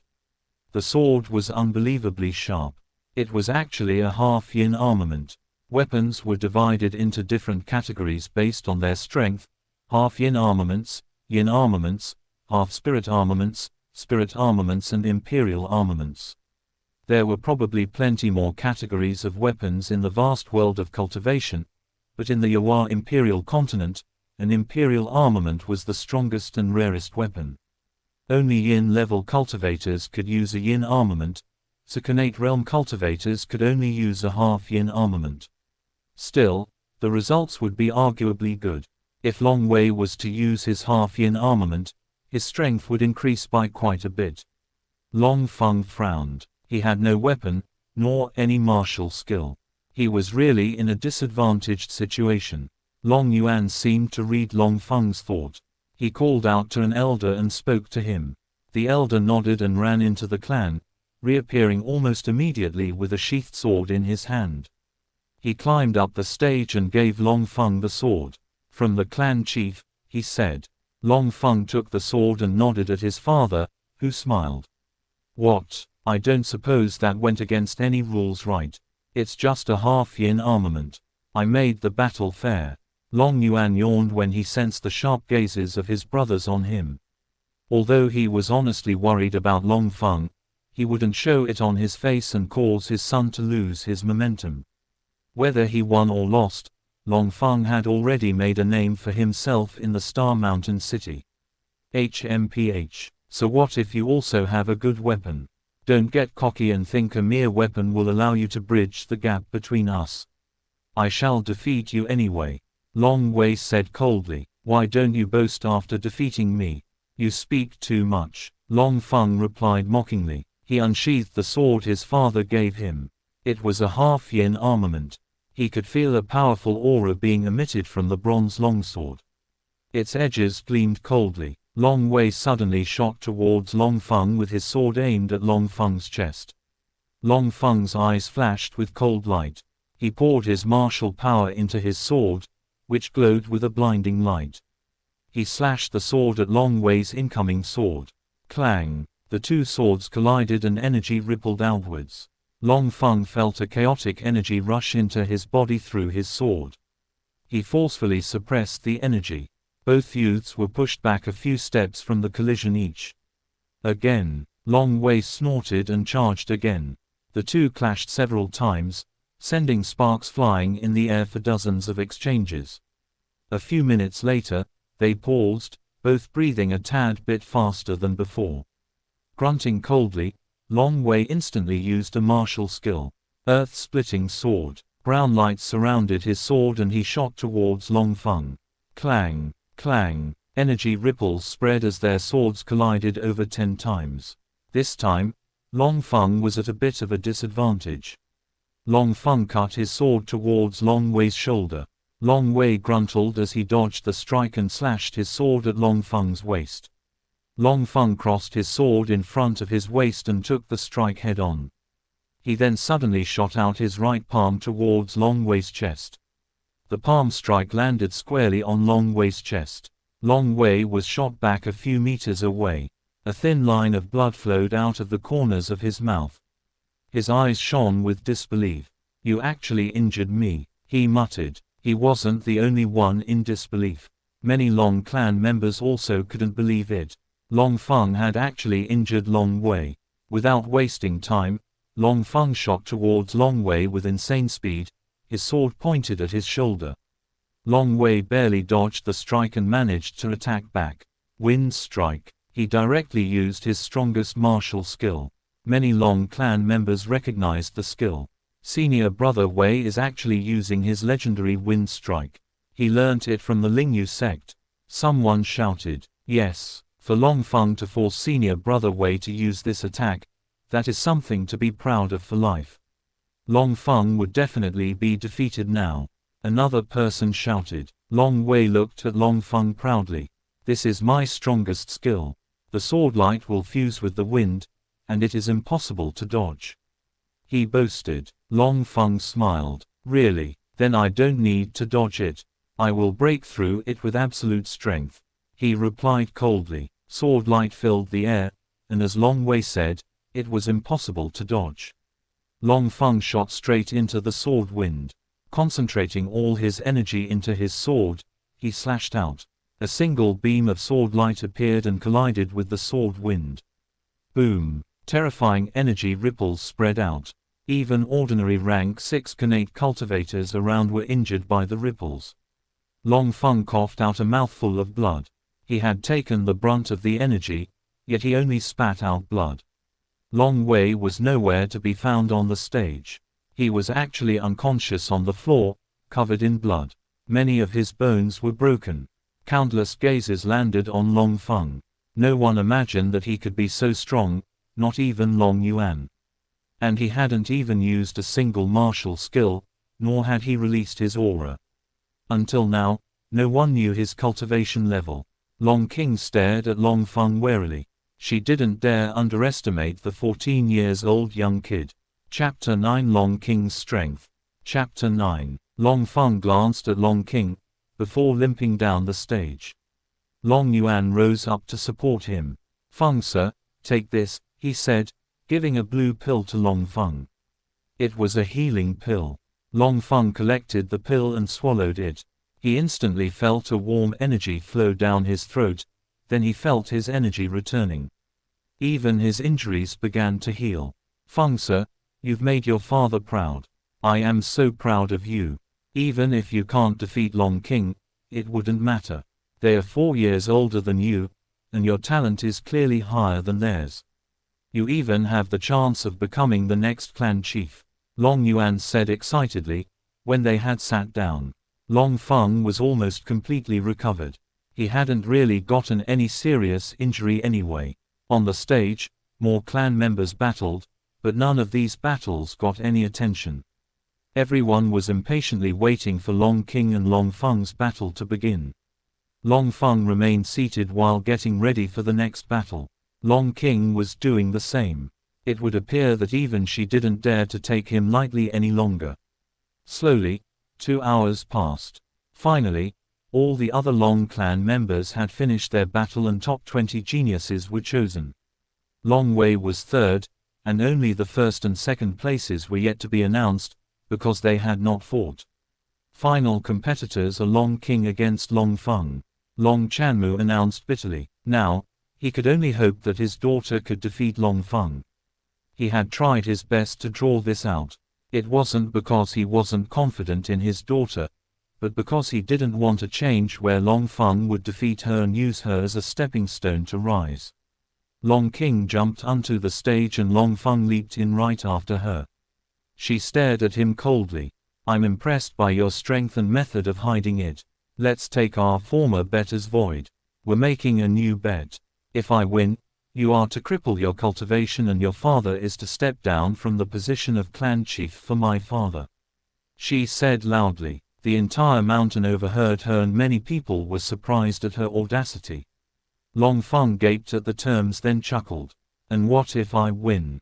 he asked. She looked thoughtful. "Well, if you win, I will apologize to you and never pester you again," she replied matter-of-factly. Long Feng suddenly started laughing. "Do I look like an idiot or what? If I lose, I cripple my own cultivation, but if you lose, you only have to apologize. Is there anything more ridiculous than this?" he asked. The crowd murmured approval and even some fellow clan members that supported her couldn't help but frown at this. Long King frowned. "Well, what do you want?" she asked. "If you lose, you have to call me senior brother anytime you see me, and you must leave the clan at once," he announced. Her face reddened with anger. "You are going too far," she replied. "And then you telling me to destroy my cultivation, isn't you going too far?" "Oh, I get it. You think you are someone while I am nothing, right? You think you can defeat me," he replied coldly. "I accept your demand. Now, fight," she shouted and pulled out her weapon. It was a long whip, a half-yin armament. Long Feng also drew his sword. Without warning, she shot towards him, her whip aiming for Long Feng's waist. He was actually stunned by her speed. He quickly slashed out his sword, but there was no explosion. Instead, her whip wound around his sword, then she shot out her palm. She was too fast for Long Feng to react. He held the sword with his left hand and crossed his right hand in front of his chest, taking her palm head-on. Boom! Long Feng was shot backwards, before he finally supported himself. Blood trickled out of the corner of his mouth. The crowd gasped in excitement, while Long Yuan stood up worriedly. Long Feng supported himself with his sword and looked at Long King surprisingly. She was stronger than he thought. Without waiting, she struck her whip towards his chest. Long Feng grunted, before leaping up, and while dodging the attack, he threw out his sword towards her chest. She hurriedly pulled back the whip to defend against the sword. Long Feng used this chance to thrust out his palm towards her slender neck. She managed to avert the sword away, but that made her unable to completely dodge his palm. She swirled around, making him miss her neck, but his palm still struck her shoulder. She was shot backwards, then she flipped her body in the air, gracefully landing on her feet. Suddenly, Long Feng appeared before her like a ghost, his fist aimed at her chest. She also threw out her fist. Purple fist, she shouted, using a martial skill. Her fist turned purple, before colliding with his fist. Long Feng felt a savage energy rushing into his body through his fist. The energy almost made him spit out blood. Boom! Energy ripples spread out. Both of them were pushed backwards, and their faces were both pale.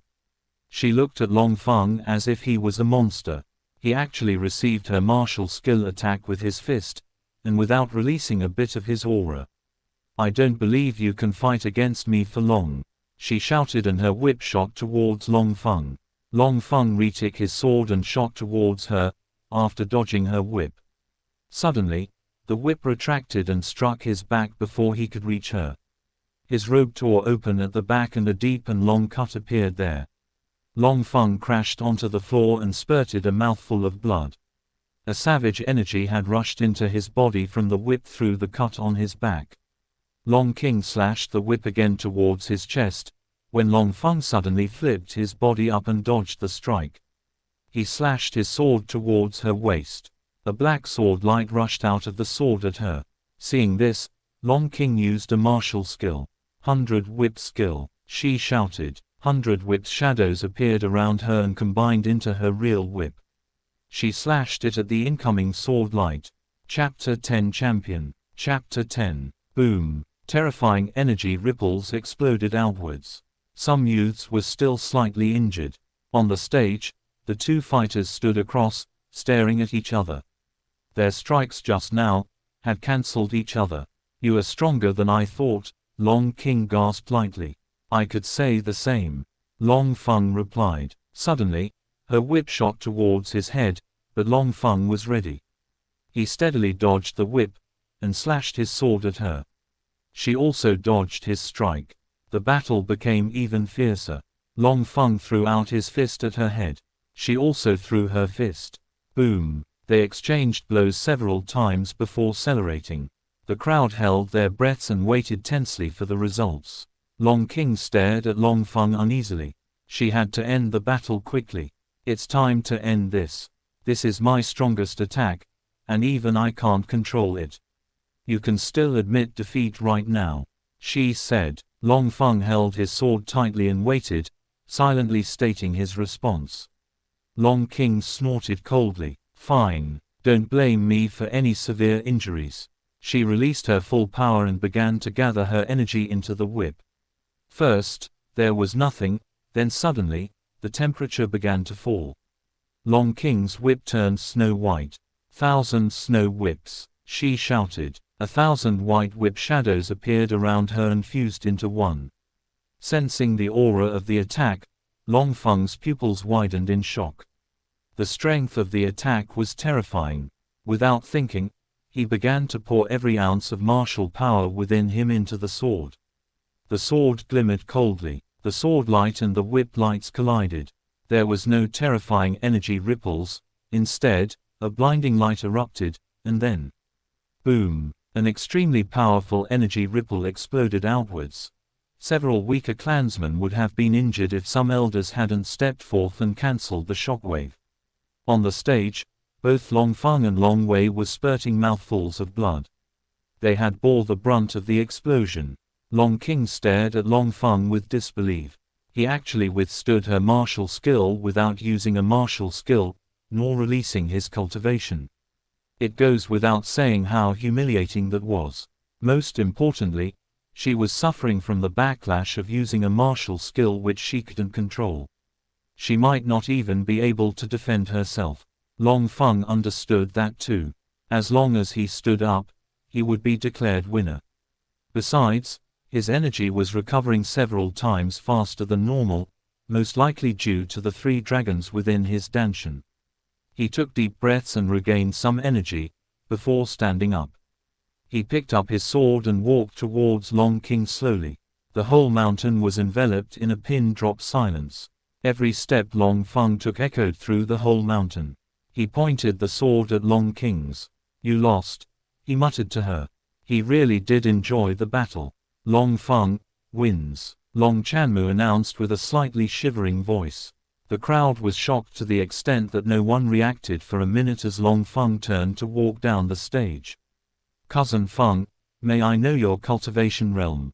Long King asked. Long Feng stopped and turned to look at her. "Trust me, you don't want to know," he replied. She shook her head. "I really do wish to know," she insisted. Long Feng shrugged his shoulders, before releasing his aura for everyone to feel. His aura rolled out of his body. It was rolling with savage energy, yet, it was still unbelievably gentle. The crowd expected to feel the aura of a rank 9 or 8 Khanate realm, but they were all wrong. Long King was shocked. "Ah, rank 5 Khanate realm, or am I mistaken?" Someone asked dazedly. "How is that possible? A rank 5 Khanate cultivator defeated 2 rank 9 Khanate cultivators. That is impossible," another person said from the crowd. For a while, everyone was thrown into chaos. Even Long Yuan and the great elders of the clan were dumbfounded. The envoys of the 4 clans nearly leaped out of their seats. Long King's eyes became blank and empty at this realization. His cultivation was 4 levels beneath her, and he still defeated her anyway. This was a huge blow to her heart. What would happen once Long Feng became a rank 9 Khanate cultivator? Probably not even the clan chief could defeat him if he didn't lose this outrageous combat power. And everyone could clearly sense that although he was a rank 5 Khanate cultivator, his aura was as strong as a peak Khanate realm. What was the definition of a genius? That was it. Without doubt, Long King's talent wouldn't even catch up to his shadow. The envoys of the 4 clans were scared out of their senses. If Long Feng was allowed to grow, then maybe 5 or 10 years from now, the Long clan would trample over them all, including the Gong clan. Long Feng absolutely couldn't be allowed to live. That was the thoughts they had as they felt like they were sitting on needles. On the other hand, Long Yuan and the 4 great elders were unable to keep their calm. "The heavens finally decided to favor my son," Long Yuan muttered with gentle eyes. The first great elder glanced at him. "Yes, it appears that we've all been wrong, and the young clan chief is actually a genius. We must protect the boy at all costs. The other 4 clans would definitely try to eliminate him. They can't take the risk of waiting for him to grow," he directly stated. "Focus all our resources on him," another great elder added. Long Chanmu and Long Yan looked miserable. Their expressions were spectacular. They also knew Long Feng was a threat to them, but they couldn't do anything to him within the clan. Helpless, they both exchanged a subtle glance. Suddenly, the crowd started cheering out. This would certainly become the new talk of the city. Many people instantly left to spread the news of what happened. The envoys of the 4 clans instantly stood up and left for the various clans. This matter had to be reported to the highest authority within their clans. Long Feng walked down the stage and went back to his father. "Ha ha ha, well done, Feng sir. I can't be prouder than I currently am. Just knowing that my son is such a genius is enough for me for a lifetime. You brat, tell me, when did you started cultivating?" Long Yuan asked loudly. Long Feng traced his nose, not knowing whether to reply or not. He would further destroy Long King's will to cultivate. "Father, you may not believe me," he managed to reply. Long Yuan laughed loudly. Nonsense. Who would not believe you? Come on, say it, he shouted happily. Many people were stunned. The clan chief was behaving like a child. Nevertheless, everyone perked their ears and paid attention to the discussion. Long Feng sighed, then glanced at Long King, who was with her father. I began cultivating 2 months ago. Currently, I have no martial technique, which is why I used none, he replied, deciding to hide the truth. 2 months should sound much more plausible than 2 days. Of course, he still underestimated how shocking it would be. The entire elders' stand fell silent again. Impossible. Long Chanmu broke the silence, expressing his disbelief. Many elders also shook their heads and laughed, disregarding Long Feng's words as a joke. Long Feng shrugged. You can choose to believe me or not, he replied. Feng sir, you really began cultivating 2 months ago? Long Yuan asked with quivering pupils. Even the 4 great elders were unable to sit still any longer. Their hands shivered as they leaned closer. You mean to say you made 5 breakthroughs in the short span of 2 months? The first great elder asked. Yes, if I had cultivated earlier, then I would have studied some martial skills, and defeating Long King would have been that much easier. The clan doesn't lack techniques, Long Feng explained. His explanation was reasonable. Long King had been helped back to the stand just in time to hear this conversation, and she nearly collapsed. 2 months of cultivation had actually defeated her years of cultivating. This was such a blow that she couldn't help but question the point of her own cultivation. Chapter 11 The Rusted Sword. Chapter 11 Long Yuan clasped his shoulder. Don't worry, Feng sir, the clan will protect you at all costs. The old clan chief would definitely emerge from his seclusion, he assured. Long Feng nodded. As per the elder's decision, the winner is allowed to choose a weapon from the armory. Any weapon he wishes, including either one of the clan's top 3 yin-level artifacts. The first great elder announced. By now, almost everyone had left. They had rushed away to spread the news of everything that happened today. The events of today would certainly stir up a hidden wave in the city. It would be the main topic of discussion for a long time. Only the Long clan disciples were left. They all stared at Long Feng incredulously, stared at themselves, then back at him. Honestly, to these clan youths, it all seemed like a dream. Long Feng, who they had always called trash, laughed at, scorned. The bastard of the Long clan, he suddenly revealed his sharpness and shocked everyone with his strength, directly snatching the first place at the meeting. This feat left the other youths in a daze. And although many of them had the idea to go after him and lick his boot, they couldn't help but each remember how they had treated him before. At the end, they could only stare as he walked away. Long Feng was led back into the clan by the elders. The clan chief and great elders had gone to meet the old clan chief in his hidden seclusion place, which was known only to them. Long Feng followed behind Long Yan silently, pondering on what weapon he would pick, while Long Yan took a few more glances at him. Oh brother, you're so lucky, you surpassed us, but we thought our kids would hold our faces up. Yet you casually roamed somewhere and returned with this kid. Your luck really makes one envious. He sighed and shook his head. They walked deep into the Long clan to a large building surrounded by several strong men. From the deep auras, Long Feng could tell that they were all Yin Realm masters. He swallowed and followed Long Yan past them. By the door of the building, Long Yan paused. This is where I'll stop. Go in and choose a weapon. You have an hour, and be careful not to be too greedy, he said calmly and stepped aside. Long Feng thanked him and walked into the weapons building. He was quite stunned at how wide it was. It contained 2 floors. The first floor was full of ordinary weapons, ranging from swords to sabers to spears, hammers, hundreds of them. Long Feng looked around, then walked around the first floor a bit. The most he found were half-yin armament. They weren't enough for him. This chance won't come again easily. It'll be best if I can take a true yin armament. Otherwise, a strong half-yin armament will be good as well. Thinking this way, He continued on to the second floor. The weapons in the second floor were much less than those in the first floor, yet each of them was a strong half-yin armament. Several of them had auras that surpassed half-yin armaments and could suppress normal Khanate realm warriors. Those were the yin-level armaments and they numbered only around 50. These are the Long Clan's yin armaments, gathered over 100 years. At the extreme end there, you'll see the 3 top yin armaments. A voice suddenly spoke. Long Feng jumped back, startled as he looked around and found a hunchbacked old man holding a long broom and slowly cleaning the floor. Yet when he entered, he certainly hasn't noticed anyone. "Who are you?" he asked cautiously. "I'm merely a cleaner. You don't need to worry. You must be here to choose a weapon," the old man asked. Long Feng stared at him warily and nodded. Most of the weapons are half-yin armaments. I see you want more than that. Come, let me show you around." The old man dragged his broom and walked towards the extreme end he pointed at earlier.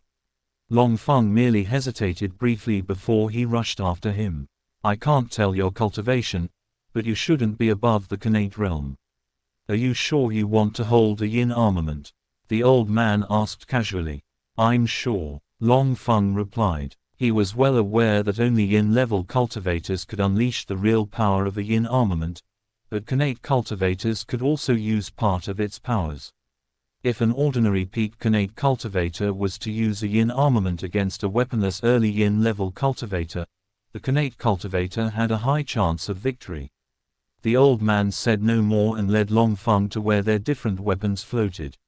Long Feng stood before them and as he felt the aura of the 3 top weapons, he was surprised.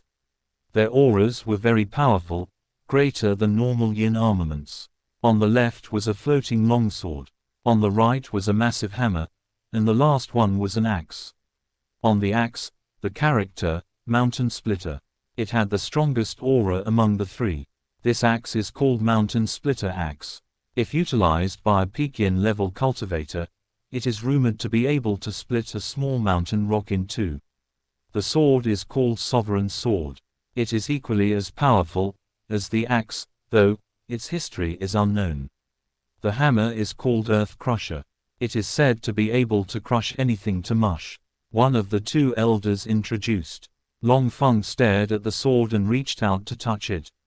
Just before his hands reached it, something seemed to click in his head. A sudden image flashed in his mind before vanishing again, leaving him muddled. The image was exactly the same scene he saw while he was lost in some mysterious state when he finally opened his danshan. A black-robed man seated on a throne in space, wearing what seemed to be a mask that covered the lower half of his face and one of his eyes.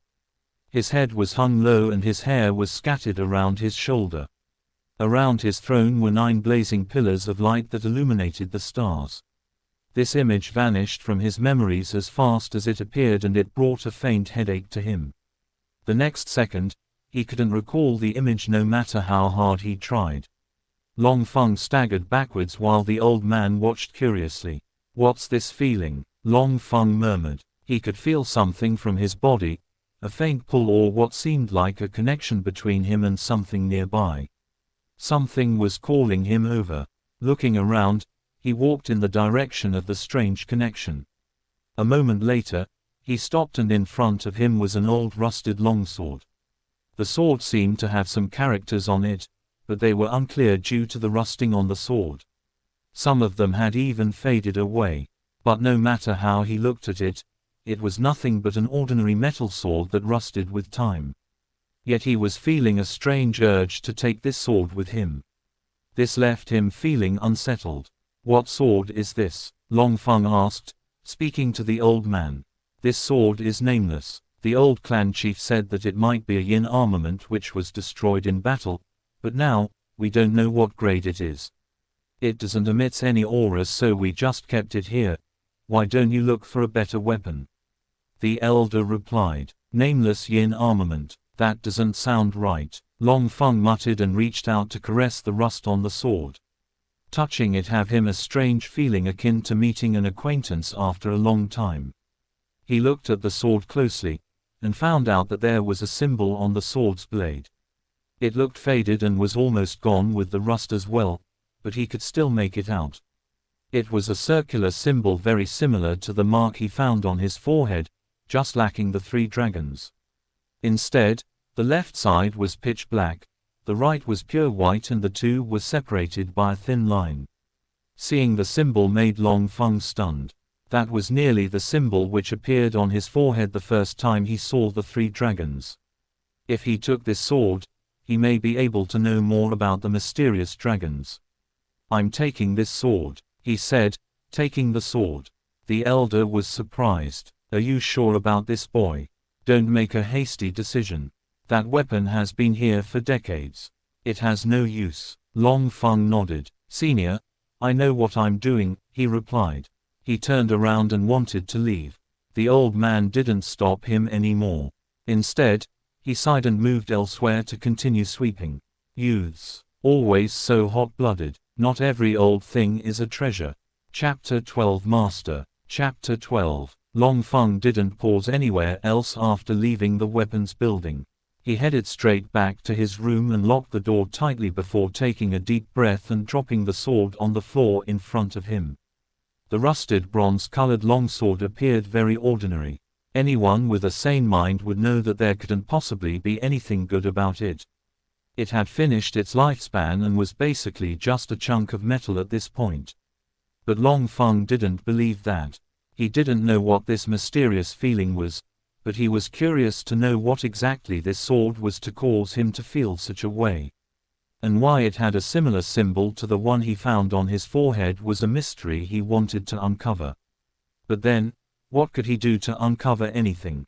The sword was a dead piece of metal. What was he to do? As he was deeply pondering, the rusted sword suddenly began to hum. It began slow and almost inaudible, but it soon began to resound throughout the room. Long Feng stared at it in shock and wanted to exclaim excitedly. It would appear that he really picked up a treasure. "Ha, those stingy elders thought they could keep all the treasures. Well, I stole one from right under their noses." He laughed. Suddenly, he felt his forehead itch. Long Feng frowned and walked over to the mirror again. Staring at his reflection, he found the mysterious symbol on his forehead, glowing brightly. His pupils enlarged slightly and he stepped back. Long Feng was certainly afraid of the unknown, and everything from the 3 dragons to the current situation were filled with unknowns. This left him slightly frightening, more worried and cautious, especially when it concerned his Danshan and his head. But then, the sword suddenly floated into the air. All the rust on the sword shed off slowly. The sword's blade became sharp and a subtle aura flowed out of the sword, making it look like a powerful armament. Long Feng stared at this in shock and rubbed his eyes to confirm he wasn't daydreaming.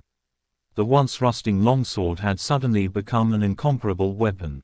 Long Feng couldn't even tell if it was yin armament or not anymore at this stage. The aura slowly retracted into the sword until it was completely gone, but the sword remained incomparably sharp. For the next few minutes, a strange peace held. Long Feng's breathing was the only sound in the room, and he wiped his sweat, glad that the changes had come to an end. But then the sword began to glow, and he moved further away from the sword, cautiously. What happened next completely surpassed his wildest imagination. The sword disappeared and transformed into a flow of dazzling golden light. The light expanded and slowly took a shape, the figure of a person. Long Feng's heart clenched. "It isn't done yet," he cried out in his heart. The light lasted a minute before it completely disappeared, leaving a man standing there. An actual man. The sword actually transformed into a man. This sounded like a myth even to Long Feng, who was watching it directly. The man was dressed in pure white robes, his pitch-black hair reached the back of his knees. He looked expressionless, making his appearance seem like an immortal expelled from the heavens. His handsomeness could make ladies to fight savagely for a chance to receive a smile. His eyes seemed to contain infinite mysteries. He was not releasing even an ounce of energy from his body. He looked like a normal person who couldn't cultivate, but as he stood there, the space around him seemed to ripple and tiny holes that faded immediately continuously appeared. Long Feng didn't even know how to react at this point. Everything that had happened had completely exceeded anything he had imagined. What he expected was a hidden half-spirit armament of the legends, or even a legendary spirit armament to appear. Instead, he got a man, a handsome one though. The man glanced at Long Feng expressionlessly for a split second before looking away, but that simple glance made Long Feng feel as if he had been thrown into a tank full of icy water for a day. He shivered and took a few heavy steps back, staring at the man's back cautiously.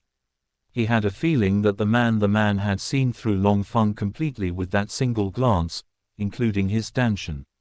Long Feng retreated further away from the man, terrified.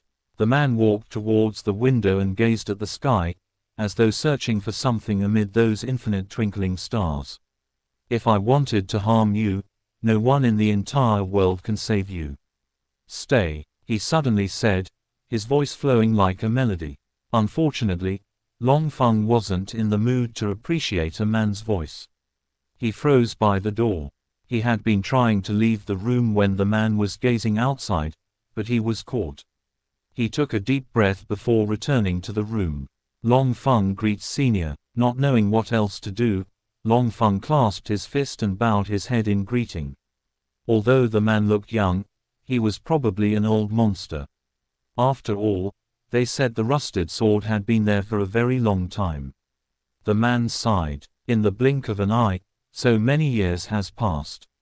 It feels like a day, the man spoke to himself. Long Feng listened silently, paying attention for anything that would hint at the man's actual level. Perhaps the spirit realm, or the legendary imperial realm.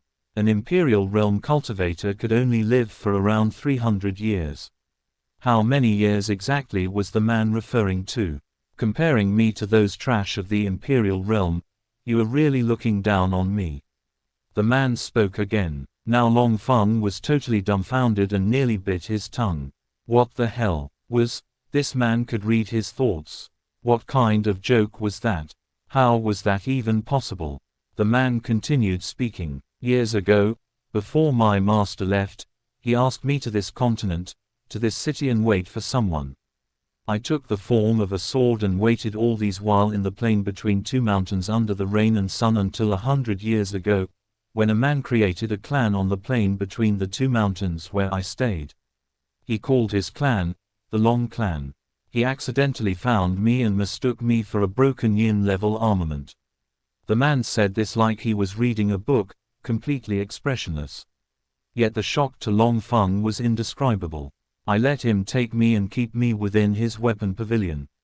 I continued my wait for the next 100 years, until 14 years ago. Reaching here, he paused. I shouldn't be telling you this. Take my words as meaningless ravings. Long Feng nodded quietly. I am called Wukong. In short, call me Master, the man slowly said. Long Feng's eyes instantly brightened. Master. He would call him Ancestor if he asked. If he could have such a strong person as his master, that would be amazing. He hurriedly knelt on his right knee and bowed his head. Long Feng pays his respect to Master, he exclaimed excitedly. The man, Wukong nodded. Chapter 13 Learning about Soul Power. Chapter 13. Long Feng quickly rose to his feet and glanced at this new master of his. Master, are you really a sword? He asked curiously. This was something that intrigued him. I am not, Wukong replied and didn't explain further, and Long Feng didn't ask. He nodded, although he didn't understand. Master, what is this symbol on my forehead? He asked again, glancing at the mirror and noticing that the symbol was gone again. He didn't mind asking about it, considering that the sword had a very similar symbol and Wukong would have likely noticed the symbol on his forehead already.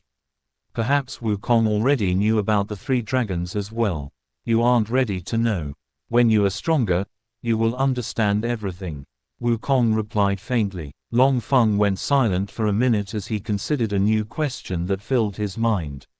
After several minutes of silence, he could no longer stop himself from asking. Master, did you find the person you've been waiting for? It only made sense to be curious about this. After all, Wukong was clearly so powerful that it bordered on ridiculousness. Who exactly was he waiting for? Wukong calmly nodded. Yes, I've found him. Perhaps you'll get to meet him someday. Long Feng nodded, burying that line of thoughts and refusing to consider other possibilities. The continuous chain of mysteries was beginning to overwhelm him, and he would rather not birth any more questions. All right, Master, I have one last question. Who is your master and where did he go to? He asked again, curious about whom Wukong would call Master. Who is he? Wukong stared at Long Feng and fell silent for a while before gazing into the vast sky again. He went somewhere far away, somewhere he will never return from. He replied softly. Long Feng understood. He kept quiet and stared at his strange master's back as he stargazed. Don't get too excited. I haven't acknowledged you as my disciple. You are far too weak. When you get stronger, I might acknowledge you. Wukong suddenly poured cold water on Long Feng's agitated mind. His face fell. Indeed, how could such a powerful person possibly want a weakling like him as a disciple? He was just a rank 5 Khanate realm warrior. My master left a few martial skills, 3 ancient remnants and 1 legacy. With your current strength, you can only use one of those techniques. The man continued. Long Feng's eyes brightened again. Wukong was really taking him on an emotional roller coaster, but Long Feng didn't care about that. His heart was beating for the techniques mentioned. What skill taken out by someone worthy of being Wukong's master would be mediocre? One of the techniques is with me. 3 are each within the 3 ancient remnants. As for any more out there, you will have to seek them out on your own. The man said. Where are the remnants, master? Let's go to them now. Long Feng exclaimed excitedly without thinking over it. The thought of the mountain-shattering skills that would surely exist made his blood rush to his head. Perhaps he could gain the same ability to read minds like Wukong. Although it still sounded unbelievable to him. With your strength, you would die before you step out of this continent of yours. The remnants are not within this realm. They are spread out over the world. And forget you, not even your imperial realm cultivators can be able to leave this realm alive. When you are strong enough, you will naturally seek out the remnants. Wukong replied indifferently. Long Feng regained his senses and sighed. He needed to get strong enough, far stronger than he was now. Wukong waved his hand and a ball of light appeared, floating over his palm. This skill is called the Immortal Sight. It can see through anything if utilized well. Similarly, it has other means that you should figure out. It is divided into different forms. You have a week to assimilate it. Wukong waved his hand again and the light floated into Long Feng's hands. Without wasting time, Long Feng sat down cross-legged. He had never seen such a mysterious way of passing down a skill and he stared at the ball in amazement for a minute. The ball of light floated in front of him, unmoving. Place the light on your forehead. Wukong ordered without looking. Long Feng did as he was told. He felt a tickle, then the ball of light flowed into his forehead. He felt information suddenly appearing in his mind out of nowhere. The sudden knowledge caused a light pain to fill his head for a minute before it faded away. Long Feng took a deep breath and began to digest the information. The skill was divided into 7 forms. The first and lowest form was when the eyes would turn light silver if the skill was used. The second was bronze, then blue, azure, and finally, gold. The final 2 colors were not stated. Everything else about the skill appeared in his mind. Long Feng calmed his mind, before entering a tranquil cultivation state. A full day later, Long Feng opened his eyes. His pupils glowed with a very faint silver light that flickered before vanishing. He inhaled warm air into his lungs, before looking around. Wukong was nowhere to be seen. Where, he began, when his consciousness was suddenly dragged down straight into his danshan. Long Feng stared at stars dazedly, completely sure that he hadn't actively come here by himself. Looking around, he was left speechless. Wukong was actually within his danshan. He sat cross-legged floating around. And the 3 dragons each occupied their own area, with none of them interfering with each other. You've comprehended the skill? Wukong asked. Master, you are actually able to enter my danshan? Longfeng asked, stunned. This didn't seem plausible to him at all. His danshan was his personal space. It was impossible for a living being to enter a danshan, not to mention without the owner's knowledge and permission. Wukong's abilities were extremely unique and logically shouldn't be possible at all. Wukong didn't respond to that. You were faster than I thought, he muttered. I only managed to barely grasp the silver-colored immortal sight. Longfeng replied with a frown. He wasn't very pleased with this progress. The skill wouldn't be of much use to you as of yet, but you'll need it later on. Its greatest use is to see through all phenomena, and that includes soul formations, martial formations and others. Of course, if you can comprehend it enough, you will be able to use it offensively. Wukong continued. Longfeng stared blankly at him before asking, "What are soul and martial formations?" he asked. Wukong was silent for a while before he began to explain. Cultivation is divided into 3 distinct paths. Right now, you only know the first 2, the martial cultivation, and the soul cultivation. The martial cultivation is what you and everyone around you practice. It is the path of refining energy by absorbing the natural energies of the heavens and earth. Those who follow this path are called martial cultivators. On the other hand, soul cultivation involves refining and strengthening your soul. Although everything in the vast world possesses a soul, not everyone possesses soul power. Especially within the lower realms. Soul power wielders are quite rare compared to martial cultivators. Some people can cultivate both martial and soul cultivation. Unlike martial power, soul power can be spread out in a much greater range. The stronger your soul power, the wider it can expand. Once you spread your soul power out, wherever the power covers, you will know what is occurring there as if you were there. He explained. Longfeng was still quite confused. So what are the martial and soul formations you mentioned?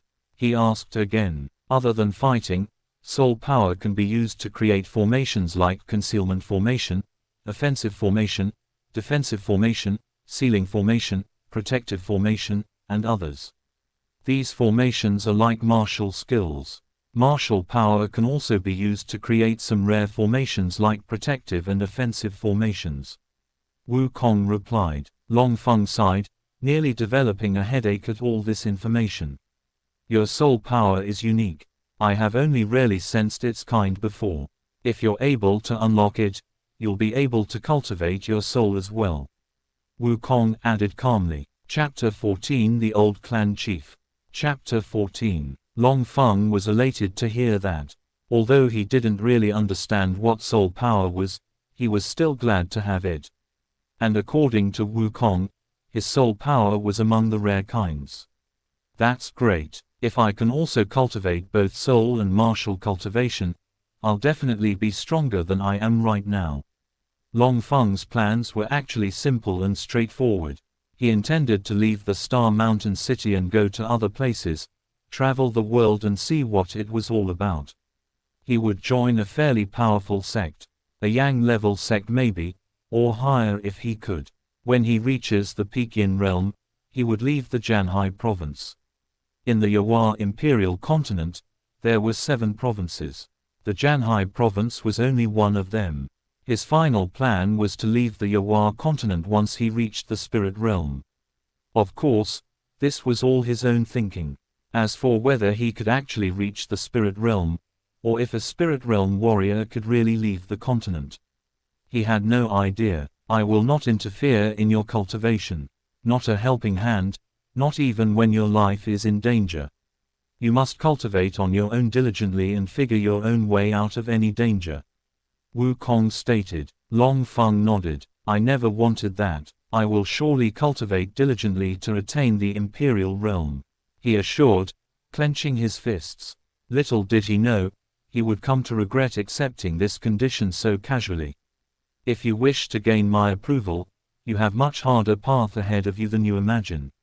I want you to reach the imperial realm within 3 years. That is your first test. Wukong added. Long Feng felt his throat dry up as his determination deflated like a burst balloon, and he stared at Wukong blankly, taking a minute to comprehend what he said. Many people would take over decades to reach the spirit realm alone. It could take even longer, and many would still never make it. Yet, Wukong was asking him to reach the imperial realm within 3 years. Wasn't that just a joke and half? He didn't say anything in response. He was lost for words to say. A minute passed and he prepared to leave the Danshan. He had already spent over a day locked up in his room. It was time to step out for a bit. Just before he left, he paused and turned around to glance at Wukong again. "Master, why me?" he asked suddenly in a solemn tone. He was young and rather naive, but it hadn't reached the level of stupidity. Why was it him? Was it really just a coincidence that he picked up the sword that suitably turned out to be a powerful man? Why hadn't it been Long King? Or Long Wei? Was it because he wasn't really a Long clansman? Who exactly was he? What were the 3 dragons and the symbol on his forehead? All of these were questions he didn't have an answer to. All he knew was that Wukong wasn't planning anything bad. From the beginning, he held absolutely no bad intentions. Instead, he guided him, took him in as a disciple, and even gave him a powerful technique while hinting at the existence of an entire inheritance belonging to his master. But, all of these, would anyone really do all that for free? Wukong seemed to have been expecting that question. You shouldn't think too much about it. When it's time, you'll understand everything. Long Feng didn't get the chance to speak again before he was forced out of the Danshan world, leaving him speechless. Who was the owner of that Danshan? Him or Wukong? Clearly, Wukong had much more control over it than the owner himself. He stood in the room and looked around with a frown, then shrugged and simply walked out of his room. He felt the air fan against his face and he inhaled deeply. He had spent a day indoor before, so this didn't come as a new thing to him. He went to look for his father to let him know of his plans to leave the clan. Along the way, he was floored by the sudden change of behavior in the clansmen he met. The juniors would all nod at him respectfully and even walk over sometimes to greet. Of course, there were some of them who didn't dare to approach him. After all, many of them had openly humiliated him before. This left Long Feng scratching his head along the way. What in the world happened to those fellows? Why is everyone acting weird? He soon remembered the matter of the clan meeting and laughed. I get it. I can now cultivate, so I am no longer the trash. Moreover, I took the first place, which proved I am the strongest among them. Naturally, none of them would have rebellious thoughts against me again. Long Feng smiled and continued on his way. Turns out, strength really was everything. He gained respect without even seeking it. Who would dare to bully him now? They could count themselves lucky if he didn't go over to repay old debts. On his way, he overheard 2 pieces of news. The old clan chief had left seclusion. That was good news for the whole Long clan. With the old clan chief out, even the Gong clan would have to walk on circles around the Long clan. But the second news made his face fall. The Gong clan had joined forces with the Xuan clan, the Li clan and the Song clan. They were preparing to attack and exterminate the Long clan. Currently, the whole clan was in a tense situation. Each elder wore a heavy face and even clan members had sour expressions on their faces. Even with the old clan chief, the Long clan may not necessarily survive the combined attack of the 4 clans. The assault of 4 yin-level clans was not a joke. It was fortune that there was one thing about the Long clan, something Long Feng loved as well. They wouldn't yield, ever. Each clan member had this personality. Before they run and flee the clan, they would probably die. Long Feng frowned deeply. He knew that this alliance would have happened eventually, but he happened to be the spark that pushed the 4 clans to feel threatened. Originally, just the Zun, Li and Song clan would only make the Long clan serious. They wouldn't be threatened much. But the addition of the Gong clan changed everything. The Gong clan joined forces with the other clans, and the reason was Long Feng. The news of his talent had spread rapidly and they viewed him as a threat. They wanted to eliminate him at all costs, and the Long clan naturally wouldn't just hand him over to them. As such, they formed this alliance that could suppress the Long clan and leave them breathless. To him, that was absolutely bad news. He was not arrogant enough to believe that he could contend against a Yin realm cultivator. He quickly rushed over to his father's pavilion and walked in after a light knock. He found Long Yuan sitting on a chair with his hand stroking his beard, his face thoughtful. Long Feng's entrance pulled him out of his thoughts. "Feng sir, how have you been?" Long Yuan asked worriedly. "I'm fine. Father, the four clans are really planning on attacking us?" Long Feng quickly asked for confirmation. "I'm afraid so. It shouldn't have been so sudden, but your appearance clearly forced their hands. I am sure you know that you are now their main target. If you should leave, then they might not longer have a reason bother about the Long clan anymore, nor would they dare to leave." Long Feng was startled. "That's right. They would spare no effort in trying to eliminate you. The old clan chief left his seclusion yesterday, but you seem to be cultivating, so we didn't bother you. Now that you are done, the old clan chief wishes to see you," Long Yuan said. Long Feng nodded. He was also curious to meet this old clan chief, who was also his grandfather. He hadn't ever met him since he was a baby. They both headed down towards the Elders' Hall. The Elders' Hall was located in the very center of the Long clan. It was a huge hall which was almost the most sacred and restricted area in the clan. Within the hall, all the high elders of the clan were gathered. In the center of the gathering on the main seat was a stern-faced old man. His hair was mostly white and he was dressed in a blue robe. He emanated an extremely dense aura that could suffocate a Khanate realm warrior. This was the strongest person in the Long clan, a rank 6 Yin realm warrior, and Long Feng's grandfather. Long Feng knew instantly that this was the old clan chief. His presence and aura was incomparable to anyone else's. Upon entering the hall, Long Feng did what any other junior would have done. Long Feng pays respect to elders and the old clan chief. He bowed his head respectfully. The elders nodded, while the old clan chief looked over Long Feng. He tried to peer into Long Feng's danshan, but to his surprise, he couldn't. It seemed as if the danshan protected by an invisible barrier which he couldn't see through. His stern face gave way to a faint smile. "Good young man. Long Feng, right? Good," the old clan chief praised as he assessed him again. "It is our Long clan's luck to have a talent like you. Sadly, we are not strong enough to ensure your safety. For that, I deeply apologize to you," he continued. "Senior is too polite. The clan is trying its best," Long Feng replied. The old clan chief nodded. "Good, straightforward young man. Very good. The elders and I have made a decision. We will send you away from the city. With your talent, you will easily enter a peak Yin level sect. When you are strong enough, you can return to the clan. It'll always be here for you. That way, the four clans alliance would be unable to do anything to you," the old clan chief said. Long Feng smiled inwardly. What a coincidence. That was almost exactly his thoughts when he was originally searching for his father. He naturally had no reason to refuse. This junior will forever remember this favor, Long Feng reassured. The old clan chief sighed sadly. "It's no favor. It is due to our weakness that we are unable to protect you. I feel ashamed of myself. I will personally see you out of the city safely," he added. Long Feng nodded gratefully. The four clans would definitely be keeping track of his movements. If he should leave the clan, there was a high chance that they would know. With the old clan chief being with him, he would be that much safer. "We don't have much time. Get ready, we'll be leaving tomorrow. We must be as discreet in our movements as we can," the old clan chief said.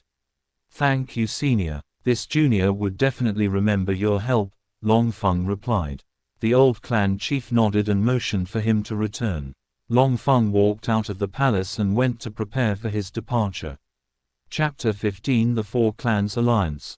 Chapter 15. Long Feng spent the night cultivating, trying to break through to rank 6 Khanate level. While he made significant progress, He was ultimately unable to achieve the breakthrough. By morning, he prepared a small bag with a few rations, water and 1 or 2 extra clothes. Then he fondly looked around the small room he'd lived in for years and sighed before walking out. Long Feng left the clan with the old clan chief very early that morning. They were as discreet as possible, and no one was allowed to speak of it. Only a select few elders knew that they had left. Long Feng and the old clan chief didn't use horses. Instead, they went on foot so as not to gather any attention. They also followed crowds of people on the way through the streets of the city. The only problem was that Long Feng was now quite popular in the city. Many people knew what he looked like. For that reason, Long Feng had to put on a conical hat which covered his face as they moved. "Are you sure you want to head to Ganyu City?" On the way, the old clan chief asked Long Feng. Before they had set out, the old clan chief informed Long Feng of all the major cities within Janhai province. To their surprise, Long Feng chose to head over to the strongest city within the province, Ganyu City. Ganyu City was the closest to where the Janhai clan stayed. The Janhai clan was the strongest powerhouse within the province. They had an inheritance of nearly 500 years. There was said to be a spirit realm cultivator guarding the clan and stabilizing the destiny. All these factors enabled the Janhai clan to become the rulers of the province. Long Feng nodded. "I'm sure, senior, that is where I want to go," he replied.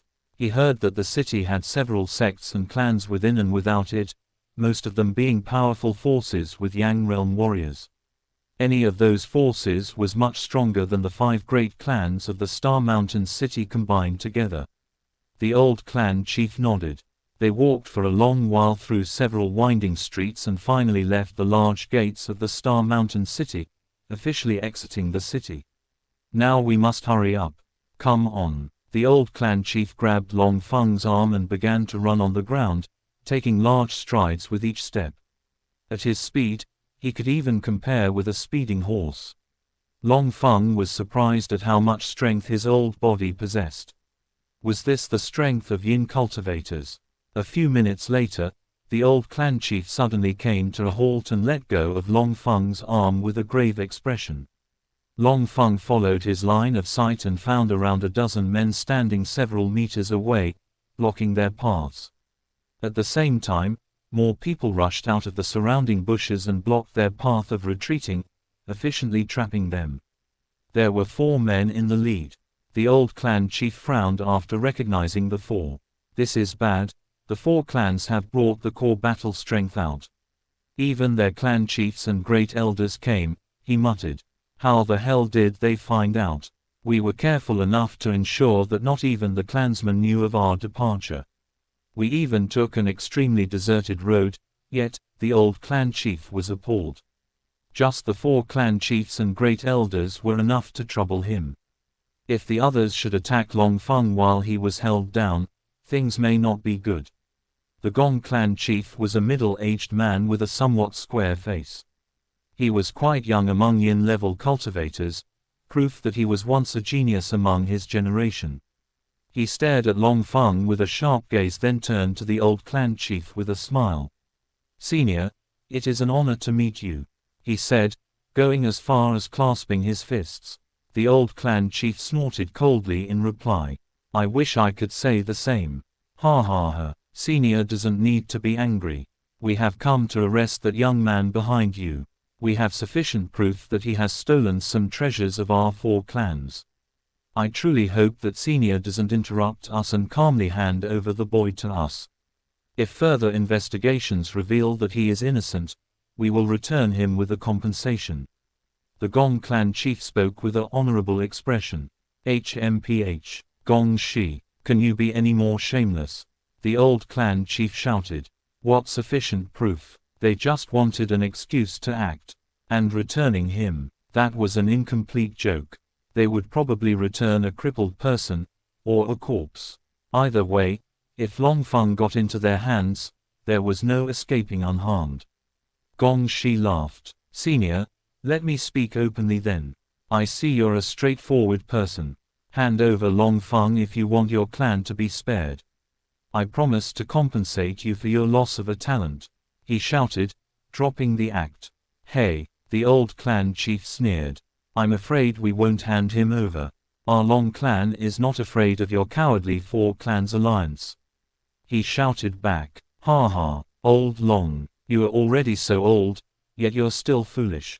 You wish to battle against our Four Clans because of one bastard. He isn't even a real descendant of your clan. He was adopted. Besides, do you really think that your Long clan has any hope of defeating us?" The Li clan chief laughed. "He looks down on us because he's a rank 6 yin level cultivator. He thinks we're all unable to stop him from leaving," the Song clan chief added with a mocking smile. The old clan chief frowned. That was exactly what he was thinking. He was a level stronger than them all, and although they had much higher numbers, he could still force an escape with Long Feng. He would at most suffer some injuries. HMPH. Let us show him how wrong he is, the Xuan clan chief smiled coldly. Suddenly, the aura of a rank 6 yin level cultivator burst out. An old man dressed in black cloak walked into the open. He was a rank 6 yin level cultivator. The old clan chief was stunned.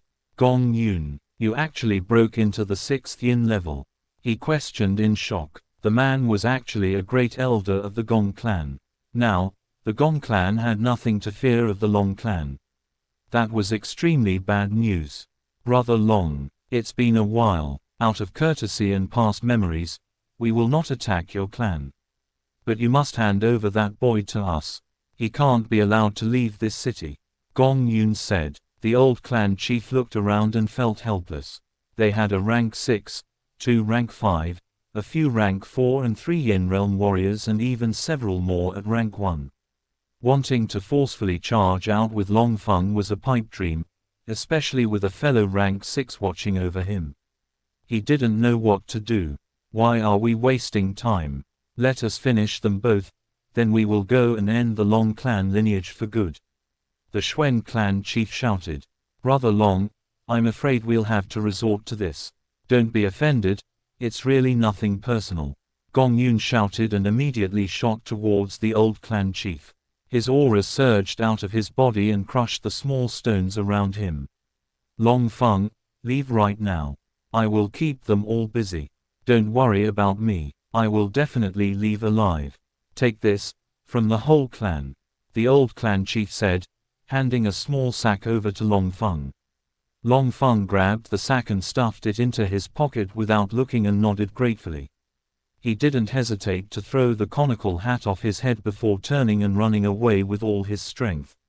He wasn't foolish enough to stay and die. This was a fight between powerful Yin Realm warriors. They were far above his level. His current strength wasn't enough to be of any help. He had engraved everything into his mind. The Long clan's favor and the Four Clans alliance, he would remember them all. Once he became stronger, he would definitely return this favor to the Four Clans several-fold. He ran away with speed almost comparable to a rank 1 Yin level cultivator. That was all of his current speed at the limit. "Stop him," Gongshi shouted, rushing towards Long Feng. Suddenly, the old clan chief attacked him. The old clan chief faced him and also dragged all the others in, obstructing them all from going after Long Feng. The old clan chief was facing all of them in a battle. Although he was disadvantaged, he wouldn't be defeated easily. "Damn it, get out of my way, old man. We have to kill that boy," the Li clan chief shouted frustratedly. Still, the old clan chief kept attacking them, preventing them from chasing Long Feng.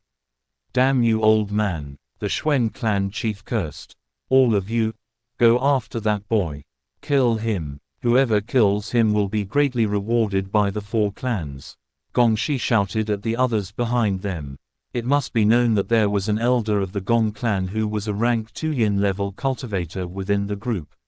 The few people nodded fervently and sped off towards the direction which Long Feng went. The rank 2 Yin level cultivator was the fastest, leaving a trail of dust behind him. Chapter 16 Rank 7 Khanate Realm. Chapter 16. Long Feng sensed several powerful auras behind him. What really unnerved him though, was the leading aura. It was actually a rank 2 yin level cultivator. With Long Feng's current strength, he could escape from a rank 1 yin level cultivator without getting killed, but a rank 2 yin level cultivator could probably kill him. Now, a rank 2 yin level cultivator was after him. If they were to catch up to him, then Long Feng would definitely be caught without resistance. He absolutely could not let them catch him. But his speed was only comparable to the weakest rank 1 yin level cultivators, so he couldn't hope to outrun them. The rank 2 yin level cultivator was catching up. Long Feng began to panic. He was almost out of the surroundings of the Star Mountain city entirely and enter the lands of a new city nearby. As long as he could leave the Star Mountain region behind completely, he may survive the storm. He used up every ounce of martial power reserve he had in trying to run faster. Still, the man was catching up. Long Feng was at a loss for what to do. A few minutes later, the man caught up. He was a fairly old man, emanating the aura of a rank 2 yin level cultivator. He was behind Long Feng, rushing over with a dark grin. Long Feng knew that running any more would be foolish, so he stopped. The old man stopped in front of Long Feng. Soon, the other rank 1 yin cultivators arrived. The rest were still far behind. "It looks like you've surrendered," the rank 2 yin cultivator smiled. Long Feng chuckled. "Our clan chiefs are willing to give you a chance. All the 4 clan chiefs have made a decision, that if you agree to leave the Long clan and join the Gong clan, we will spare you. Besides, the Gong clan has far more resources than the Long clan. We can raise you to be the next clan chief of the Gong clan. The choice is yours," the man said. Long Feng's eyes widened in shock. So that was the plan. They were not really going to kill him. They just wanted him on their side. Indeed, it was much better to keep something good than to destroy it. Long Feng's head stirred with different plans as his lips curled up into a gentle smile. Since they wanted to play, he would play with them. "Are you serious?" he asked in a lowered voice. The man's eyes brightened. He was obviously happy, though his aura wasn't lessened in the slightest. He was also an old experienced man. He wouldn't easily fall for a trick. "Absolutely. You have my word. The 4 clans would use every possible effort to groom you. With your talent, you have a chance of reaching the Yang realm within 10 years. The man replied excitedly. Long Feng almost puked on hearing that. The Yang realm. His master was asking him to reach the Imperial realm within 3 years, and this old bag of bones was telling him of the Yang realm, and within 10 years at that. What damn talent was that? But right now he couldn't show his emotions. "I'm afraid the Long clan won't let it rest. They'll hunt me down as well." Long Feng sighed. The man's beard instantly flared. "Hunt you? What Long clan? I'm telling you, the Gong clan is now the ruler around here. If the Long clan tried anything, HMPH, we'll exterminate them as punishment." If Senior really means his words, then this Junior is more than happy to join the Gong clan. Long Feng replied with relief. The man nodded, pleased.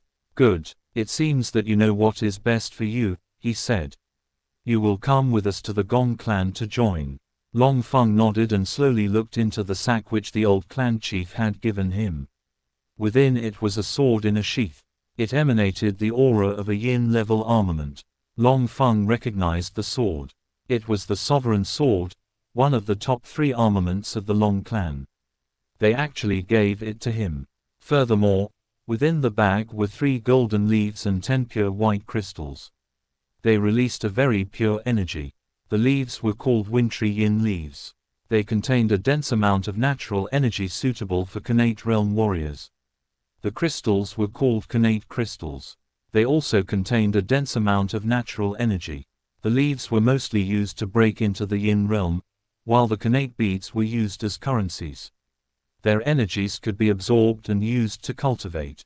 After Khanate crystals were yin crystals, yang crystals, spirit crystals, and even imperial crystals. The Long clan only had Khanate crystals.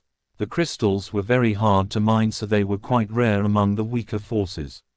Long Feng was quite surprised at the Long clan's generosity. They actually gave him such treasures. If Long Feng was to cultivate with the wintry yin leaves and the connate crystals, he might make a breakthrough or two. His eyes turned and he looked at the old man. "Senior, this junior wishes to cultivate here for a while," he asked meekly. "Ha ha ha, no problem. We will guard you here," the man replied after scanning the bag and confirming it was merely some cultivation resources within it. Long Feng nodded and sat down cross-legged on the floor. He took out the 3 leaves and the 10 crystals. "You want to cultivate with all these? The energy within them are rough.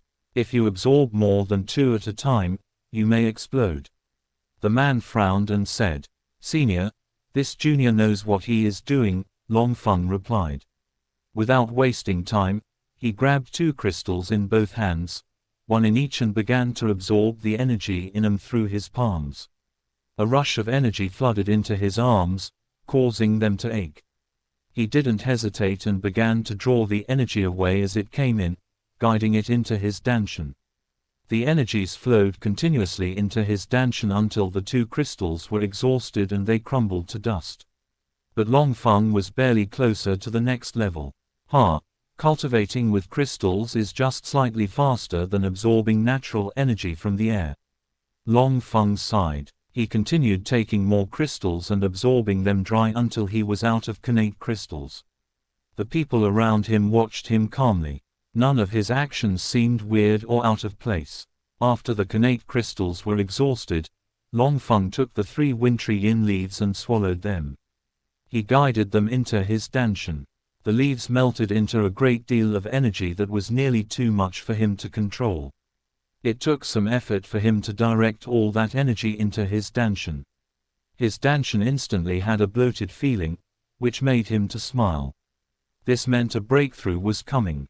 And immediately, his aura rose, reaching rank 6 connate realm. But it didn't stop there. Rank 7 connate realm. Finally, his danshan emptied out again. He sighed with relief. The old man was still staring at him calmly. They couldn't feel Long Feng's breakthroughs because his aura was compressed within his danshan. Forget them, not even the old clan chief could sense Long Feng's inner energy. Long Feng's eyes slowly fluttered open. He took a deep breath before he slowly stood up. Chapter 17 Mortal Heaven Sect. Chapter 17. Kid, you're done. You don't seem to have any advancement in your cultivation. It's all right. It takes time, patience to make a breakthrough. The old man smiled and said. Long Feng nodded. Well, we can leave now, right? The old man asked again, staring at Long Feng with narrowed eyes. If Long Feng replied with another excuse, then the old man would immediately take action and capture him. It was all the same thing, as long as he was taken to the Gong clan alive. We can go. I'm done, Long Feng replied. Good, let's go everyone, the old man shouted. There were 5 people in total. He was the only rank 2 yin level cultivator, the rest were all rank 1. Long Feng quietly assisted them as they moved. Suddenly, he unleashed his full strength, his rank 7 connate aura surging out of his body. The old man beside him glared at him coldly. Damned kid, I didn't believe you would give up so easily. You think you can escape from all of us with your weak cultivation? Quit dreaming, he snorted and raised an arm. But before he could reach out to grab Long Feng, the latter ran off, running so fast that he left the rank 1 yin level cultivators staring blankly. Even the old man was startled. What the hell? How is he suddenly so much faster than before? He glanced at the others. Why are you all standing around like idiots? Chase him, he roared as he rushed forward at his full speed as well. The rumors say he was a rank 5 connate realm kid and he defeated 2 peak connate realm kids. I thought it was an overestimation, but he's currently moving at a speed comparable to a normal rank 2 yin level cultivator. This kid can only be taken by the clan. Otherwise, he must be killed. The old man reasoned as he chased. Long Feng continuously looked behind as he ran and couldn't help but frown soon. All the rank 1 warriors can't keep up. But that damn only man is actually still closing the distance. He racked his brain for an idea, but none was forthcoming. At the end, He merely had strength similar to rank 2 yin level current. He wasn't even a yin realm cultivator in actuality. Soon, the old man got close again. An incense stick worth of time later, he caught up to Long Feng. "Kid, this is your last chance. Obediently follow me to the Gong clan and your life will be spared. Otherwise, I will drag you there and I can't assure your safety." Long Feng paused, perspiring on the forehead. "Damn you, I'm a member of the Long clan. How would I join another clan? What member of the Long clan? Kid, you weren't even born there. You're adopted. You can join any clan. The Gong clan is your best choice." The old man retorted. "Sorry, I can't. I am a Long clansman. I can't join the Gong clan." Long Feng shook his head. "It's not up to you to decide."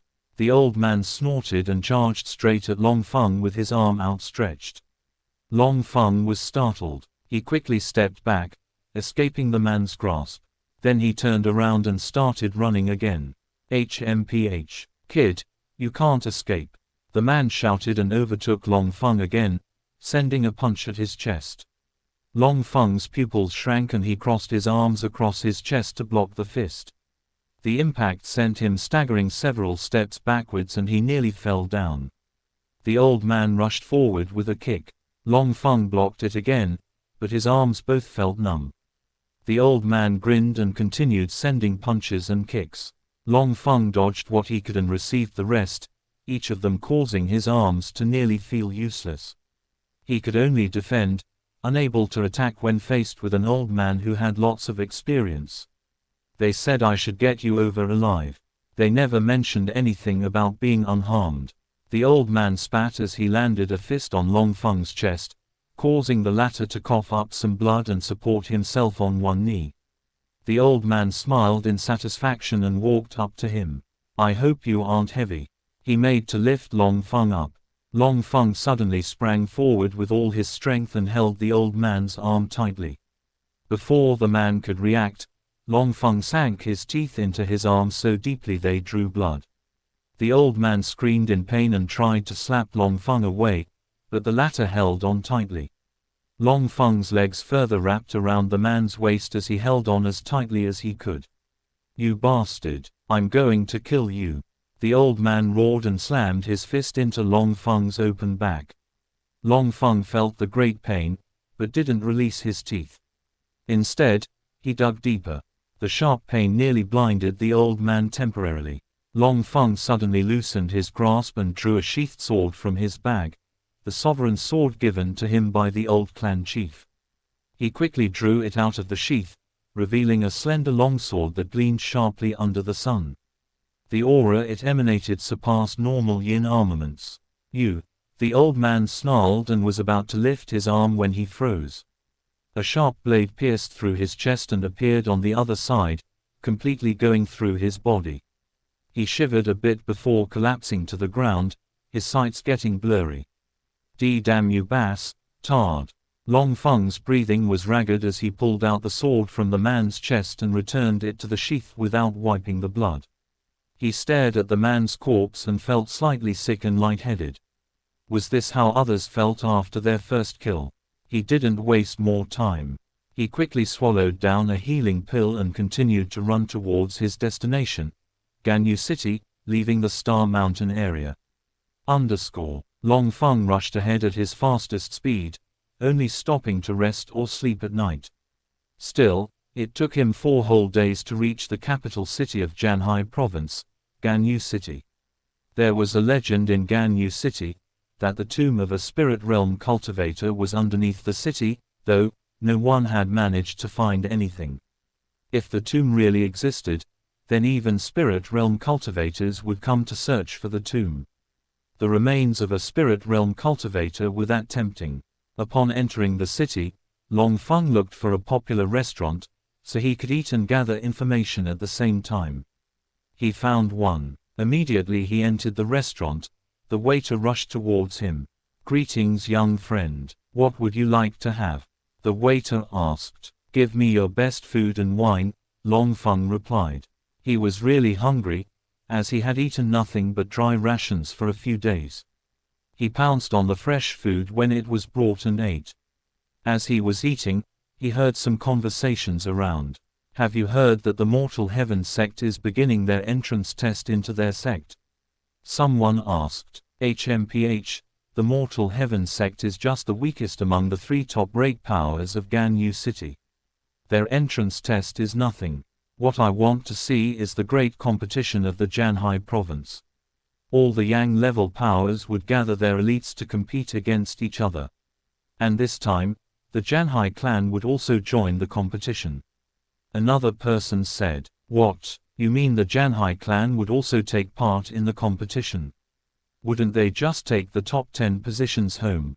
Someone asked. "Of course, the Janhai clan would definitely win. But the top 3 powers of Ganyu City are no pushovers. Other than the Mortal Heaven sect, the 2 other powers, Yunhai sect and Wuma clan would definitely have at least one person in the top 10. The Janhai clan has promised a huge reward for the top 10 cultivators." The person replied, "So when is the competition?" Someone asked again. "The competition will begin 1.5 years from now. That is why the useless Mortal Heaven sect opened the gates to new disciples ahead of time, hoping to get a talent from the new disciples." Someone replied. Many people burst out laughing. Long Feng was quite interested. He just got 3 pieces of information: that the Mortal Heaven sect was accepting new disciples, that the Mortal Heaven sect was one of the 3 top Yang-level powers within Ganyu City, though it was the weakest among them, and that the province competition would begin in 1.5 years, and the Janhai clan would also join the competition. Long Feng decided to take part in the entrance test and join the Mortal Heaven sect, get strong enough within 1 year, and join the competition. That would be a great opportunity for him to temper himself.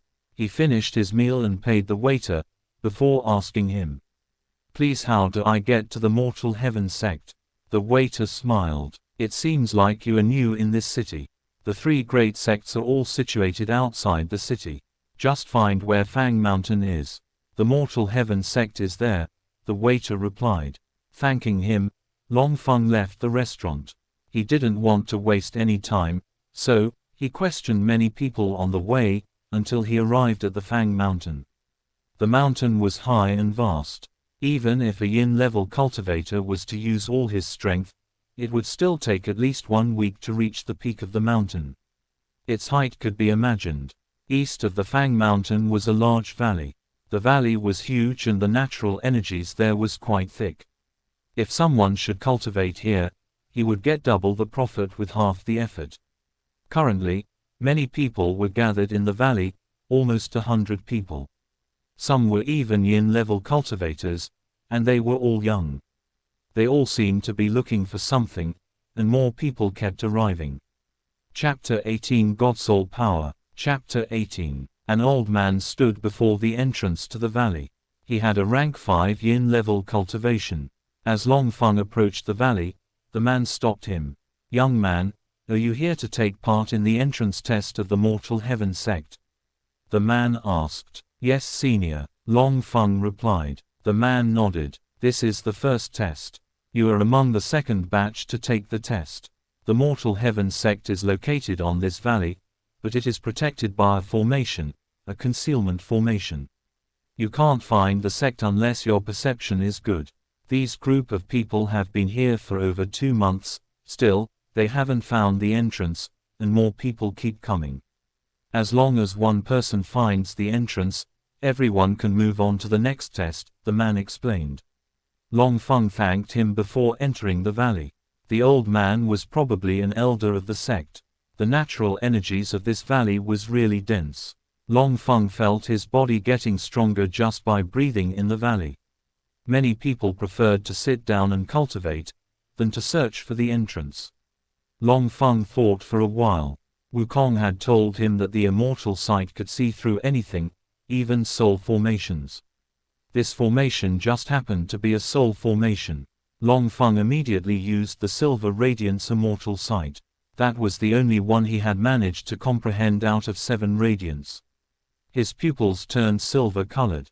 The valley slowly disappeared from his sight, replaced by a field of ancient runes and symbols, many characters which he couldn't understand. The runes and symbols formed a rotary circle, a huge one, as big as the entire valley. Long Feng understood. The valley itself was the concealment formation meant to conceal the sect, and this was its real form. The runes formed a force, which stops perception from deciphering it. Unless one's perception was strong, one could not find the entrance. In truth, there was no entrance. You just needed to find the weak point of the formation, and force open an entrance using martial power or soul power. Long Feng was quite surprised at the strength of the Silver Radiance immortal sight. Many people had been unable to decipher this formation for days.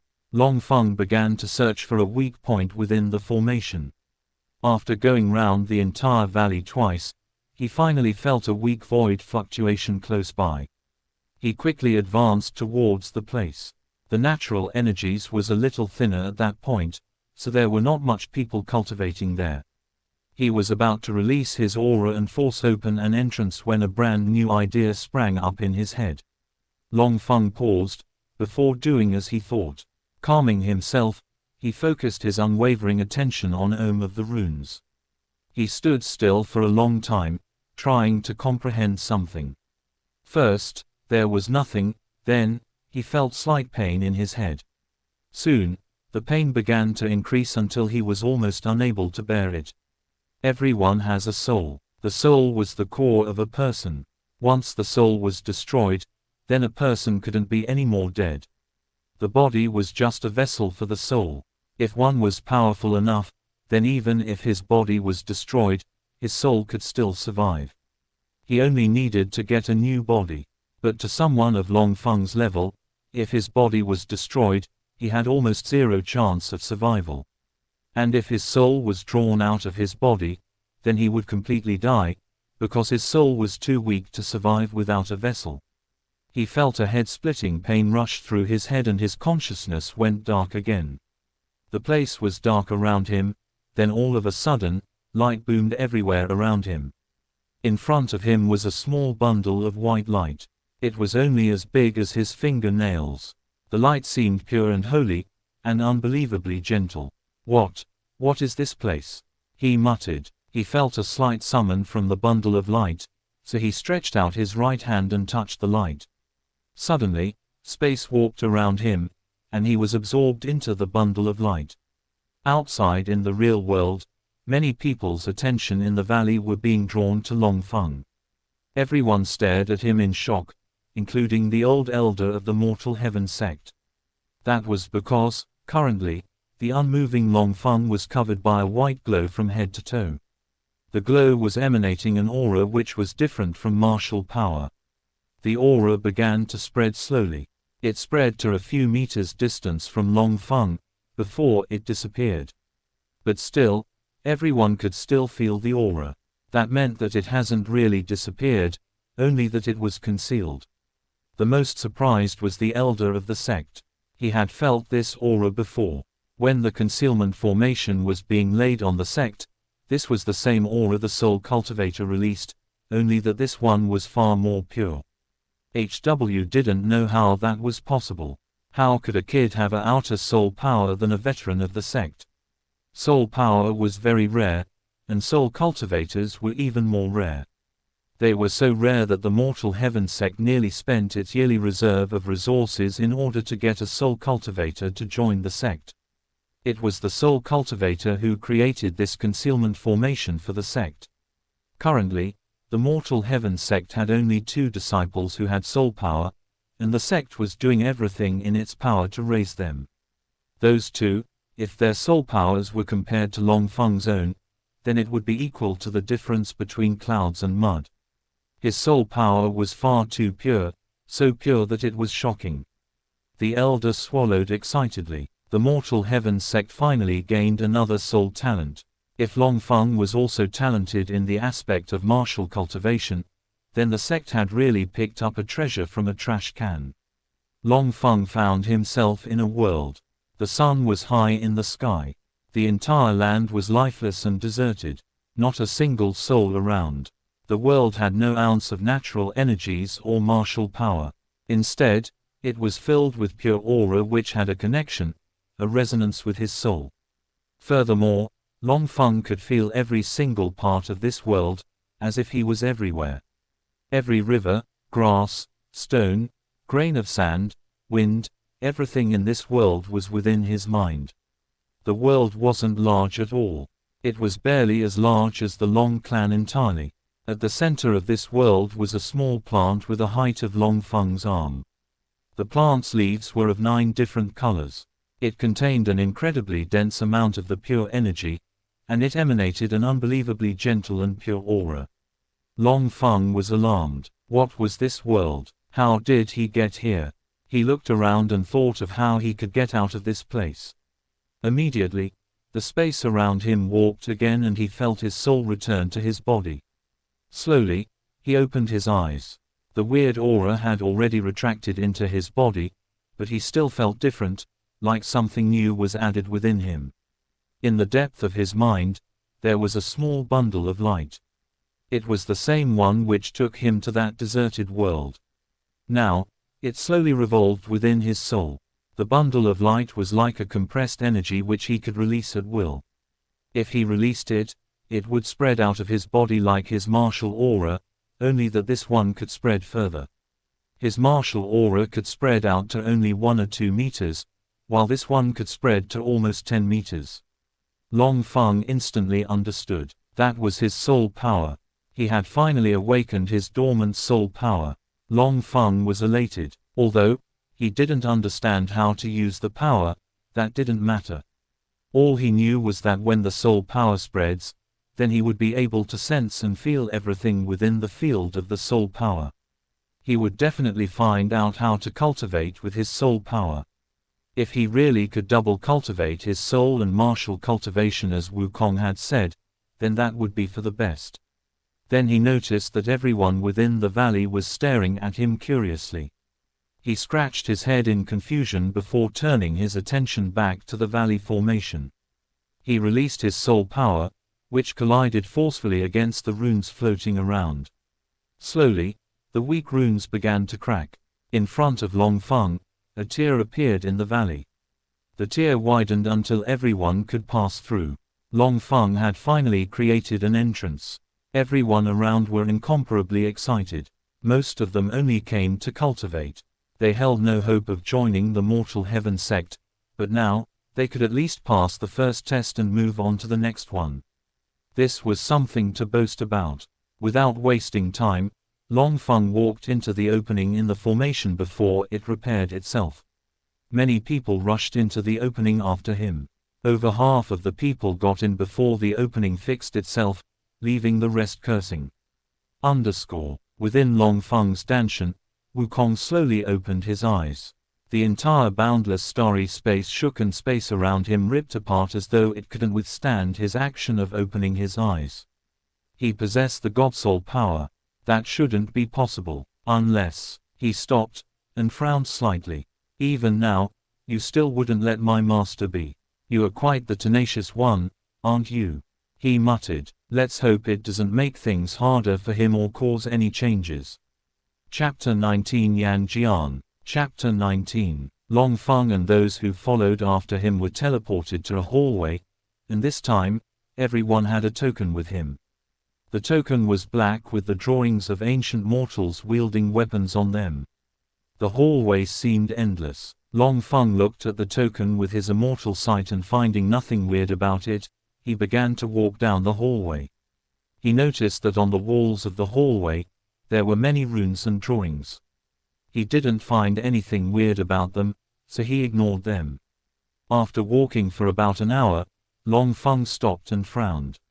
This was the same place he had started walking from. He had returned to his starting point. That meant that he was just walking in circles. He used the silver radiance immortal sight again. This time, the silver color within his pupils were clearly brighter. It was probably due to him awakening his soul power. Using the immortal sight, Long Feng looked at the drawings and runes in the wall. Although he saw the drawings more clearly, his silver radiance sight could not decipher anything. This meant that the person who created this hallway was far stronger than he was. It could even be a Yang realm cultivator who was also proficient in soul power cultivation. This hallway was clearly a soul formation. Yet, Long Feng could not sense anything even with his immortal sight. But the question was, how did the Mortal Heaven sect manage to have such a powerful soul power? The Mortal Heaven sect was merely a Yang-level sect. There had never been a spirit realm cultivator in the history of the Mortal Heaven sect. This is the second test. You are to find a way out of the hallway within 3 days. The exit is with you, but you have to find it. Everyone has to find their own path. A voice suddenly echoed through the hallway. This time, everyone would be on his own. Hearing that, many people instantly gave up the hope of entering the Mortal Heaven sect. Only few people still had that hope. The exit is with us. We just have to find it, Long Feng muttered, looking at the token. The first test was to test our martial power or soul power. The second test could be about anything, even patience, he thought. He sat down cross-legged, closed his eyes and began to consolidate his cultivation. He had recently made 2 breakthroughs in a hurry, so his cultivation was unsteady. Not long after, someone came and sat down right in front of him. The man was quite tall, and he looked to be 16 or 17 years. Dressed in a flame-red robe, he looked stunning. He was also a rank 9 Khanate cultivator. Long Feng opened his eyes. It seems like you have also figured out the way to clear this test, haven't you? The man cheerfully asked Long Feng. Long Feng nodded. I'd say, more than half of them will surely fail. They look so hopeless, the man continued, referring to the others. You could have cleared the first test. Why didn't you do it? Long Feng asked. Since this man could understand how to clear the second test, that meant that he also understood the first one. The man laughed. Where's the fun in doing that? Besides, I wasn't the only one who could do it. Those yin-level cultivators could do it. They wanted to wait a dozen of days for all the unwanted trash to leave. He said, sorry for my lack of manners. I am Yan Jian, he added. Long Feng. Yan Jian laughed. So it's Brother Feng. It's a pleasure to meet you. You seem to possess a soul power, he said. Long Feng didn't reply. Not everyone didn't know about soul power. Some of them could recognize it with a glance, like this Yan Jian. With your soul power, the Mortal Heaven sect would probably take you with utmost importance if you reveal it. Your martial cultivation is somewhat decent too. Yan Jian continued. He stared at Long Feng and smiled cheerfully. You don't seem to know much about soul power, do you? He asked. Generally, I do. Long Feng replied. Don't worry. Luckily for you, I happen to know the cultivation realms of the soul power. Yan Jian said. Long Feng was interested in knowing this. You do? He asked. Yan Jian laughed again. Of course. The difference between the martial cultivation and the soul cultivation is that the soul cultivation isn't divided into so many ranks, yet, it is much harder than martial cultivation. The first level is the heaven layer. The second is the saint layer and the highest is the spirit layer. Of course, that is the highest only within the Yawa continent. In the vast world out there, the soul cultivation level are probably far more than that. In the Yawa continent, a spirit-layered soul cultivator is a legend. It is as rare and as strong as an imperial-level cultivator. I also know that each layer is only divided into 3. Now, a spirit-layered soul cultivator hasn't appeared in years. He said. Long Feng was interested in listening to Yan Jian's explanation. He truly didn't know any of that before now. You said each layer is divided into 3. What are they? He asked. Yan Jian sighed. I'm afraid I don't know that. Long Feng nodded. He didn't really put much hope anyway, and he didn't worry. Sooner or later, he would know everything. What layer are the 2 soul cultivators of the Mortal Heaven sect? He asked. Yan Jian laughed. You really look down on the soul cultivation. I'm not sure about the specifics, but it's likely that those 2 have not even completely reached the first level of the heaven layer. Soul cultivation is almost twice as hard as martial cultivation. He replied. Hearing that, Long Feng realized that he had truly underestimated the soul cultivation. "Thank you for the help," he said. "It is a pleasure, Brother Feng. I'll take that as you would want to cultivate your soul power." Yan Jian replied. Long Feng nodded. "Before you can cultivate your soul power, you need to learn some soul cultivation methods. That will help you in increasing your potential," Yan Jian added. Long Feng didn't know what method he was referring to, but he nodded. "I understand. Thank you. Brother Feng may wonder why I know so much. I'm actually a traveler. I move from province to province to experience life. Perhaps I'll leave this Janhai province soon, cause it seems boring." Yan Jian continued, leaving Long Feng speechless. While they waited, he sent his consciousness into his Danshan and found Wukong. "Master, do I really need a method to cultivate my soul power?" he asked. He naturally wasn't going to trust the words of a stranger. He replied out of courtesy, but his guard was up the whole time. Wukong didn't bother to open his eyes as he spoke. "The soul needs a specific technique to revolve. But you can't cultivate any manual, either now or in the future. You'll waste your soul potential." Long Feng's face fell. "Does that mean I can't cultivate my soul power?" "You can, but it will be harder and less powerful. Under no circumstances should you ever cultivate any manual," Wukong calmly replied. Chapter 20 Testing Talent. Chapter 20. Long Feng shrugged. "All right, Master, I'll listen to you." He sighed and withdrew his consciousness out of the Danshan and continued his meditation again. "Hey, Brother Long Feng, don't you think the Mortal Heaven sect is a little weird? I mean, other sects' entrance tests include battles and fierce competition, but here, they're just giving us such easy tests." Yan Jian edged closer and asked. Long Feng thought about it and nodded. "It doesn't matter. They are desperately in need of talents for them to groom to represent them at the province tournament."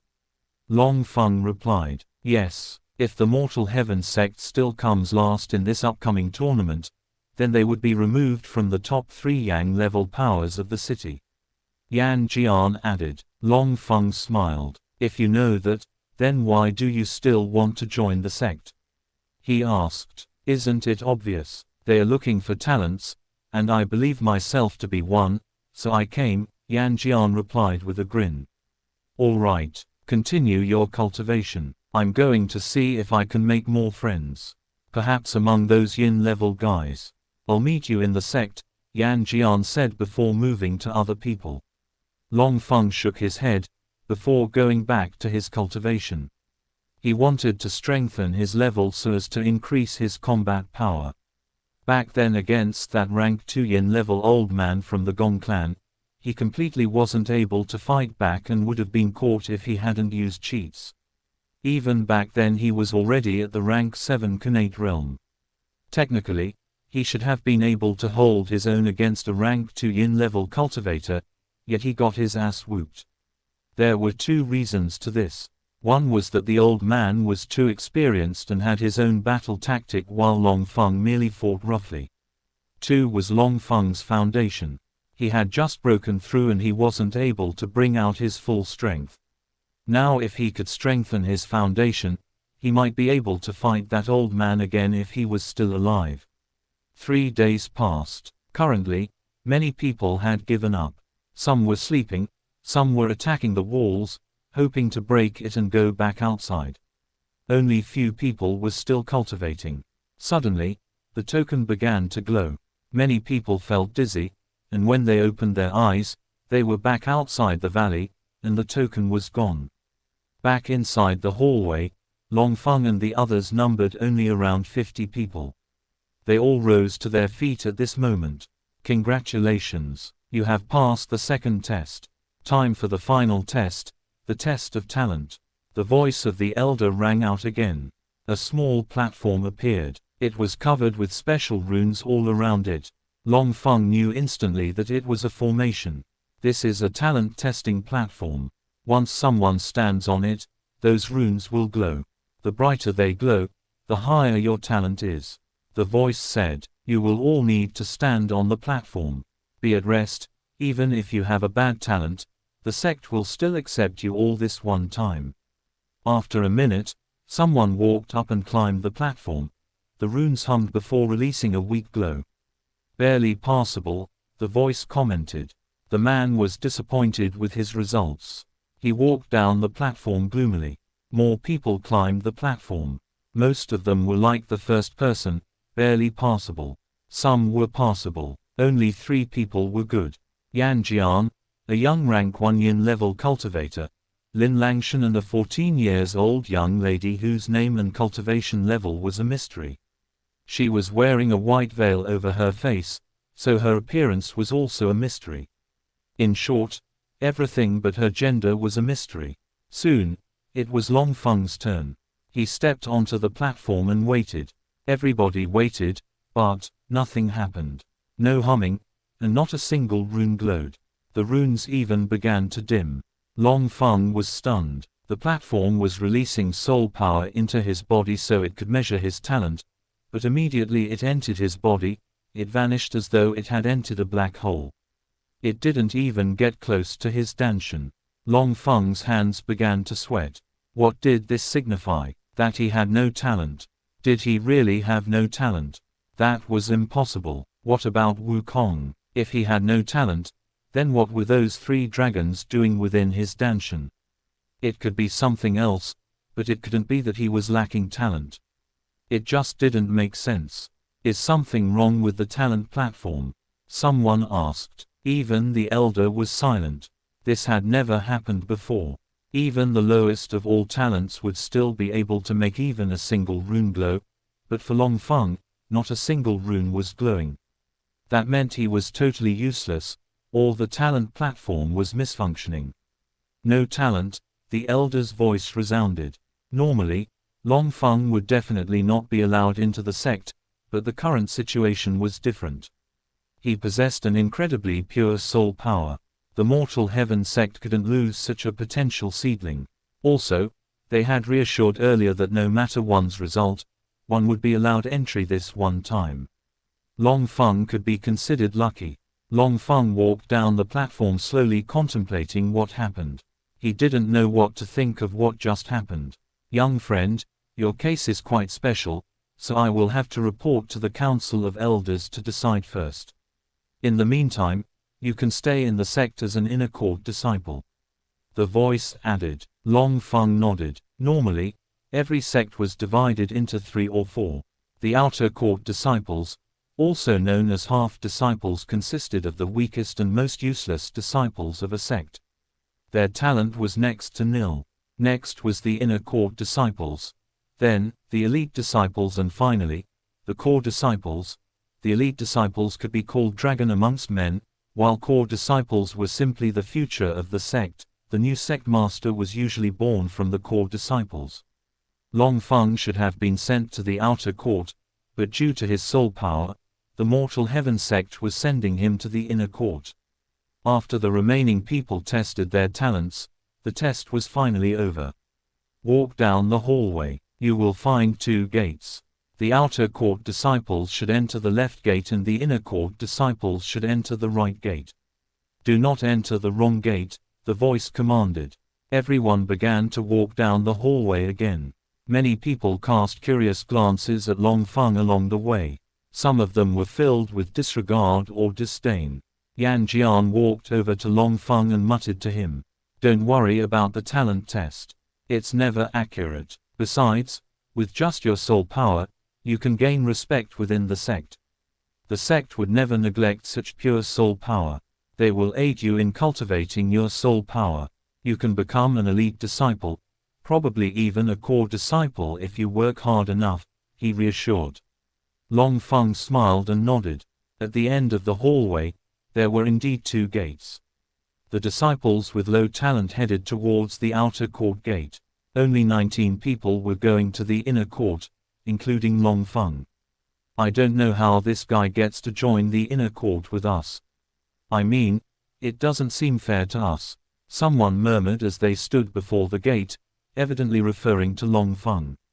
I don't know what bullshit luck you stepped onto, but at the end, you are still trash. So what if you have soul power? Maybe, all that was a trick of yours to join the sect. You should know, though, that only strength matters within the sect. You can't conceal your trash cultivation level for long. Try to make sure you are not sent back to the outer court where you belong. Lin Langshan strode past Long Feng while speaking before walking through the gate. Long Feng was bewildered. Who's that guy? What's his problem? They hadn't ever met before now. He didn't even know the guy's name, yet the person spoke as though he met his foe. Ignore him. You'll find that in this world, there is never a reason to start a conflict. He's Lin Langshan, I think. Good talent. Rank 2 yin level cultivator. Yan Jian laughed and explained. Long Feng sighed. He had successfully made an enemy without even trying to. Due to his special danshan, no one here could see his cultivation, not even that elder could. Therefore, paired with his result at the talent platform, some people thought he would have an incredibly weak cultivation level like a rank 1 or 2 connate cultivation, which was why he was concealing it. He's strong. It'll be best if you keep away from him, Yan Jian added and patted Long Feng's shoulder before walking through the gates. Long Feng stood still for a while. Lin Langshan he shrugged before stepping forward and entering the gate. Chapter 21 Inner Court. Chapter 21. The scenery that appeared before them was of an unbelievably high mountain. It was the Fang Mountain. They were clearly back outside.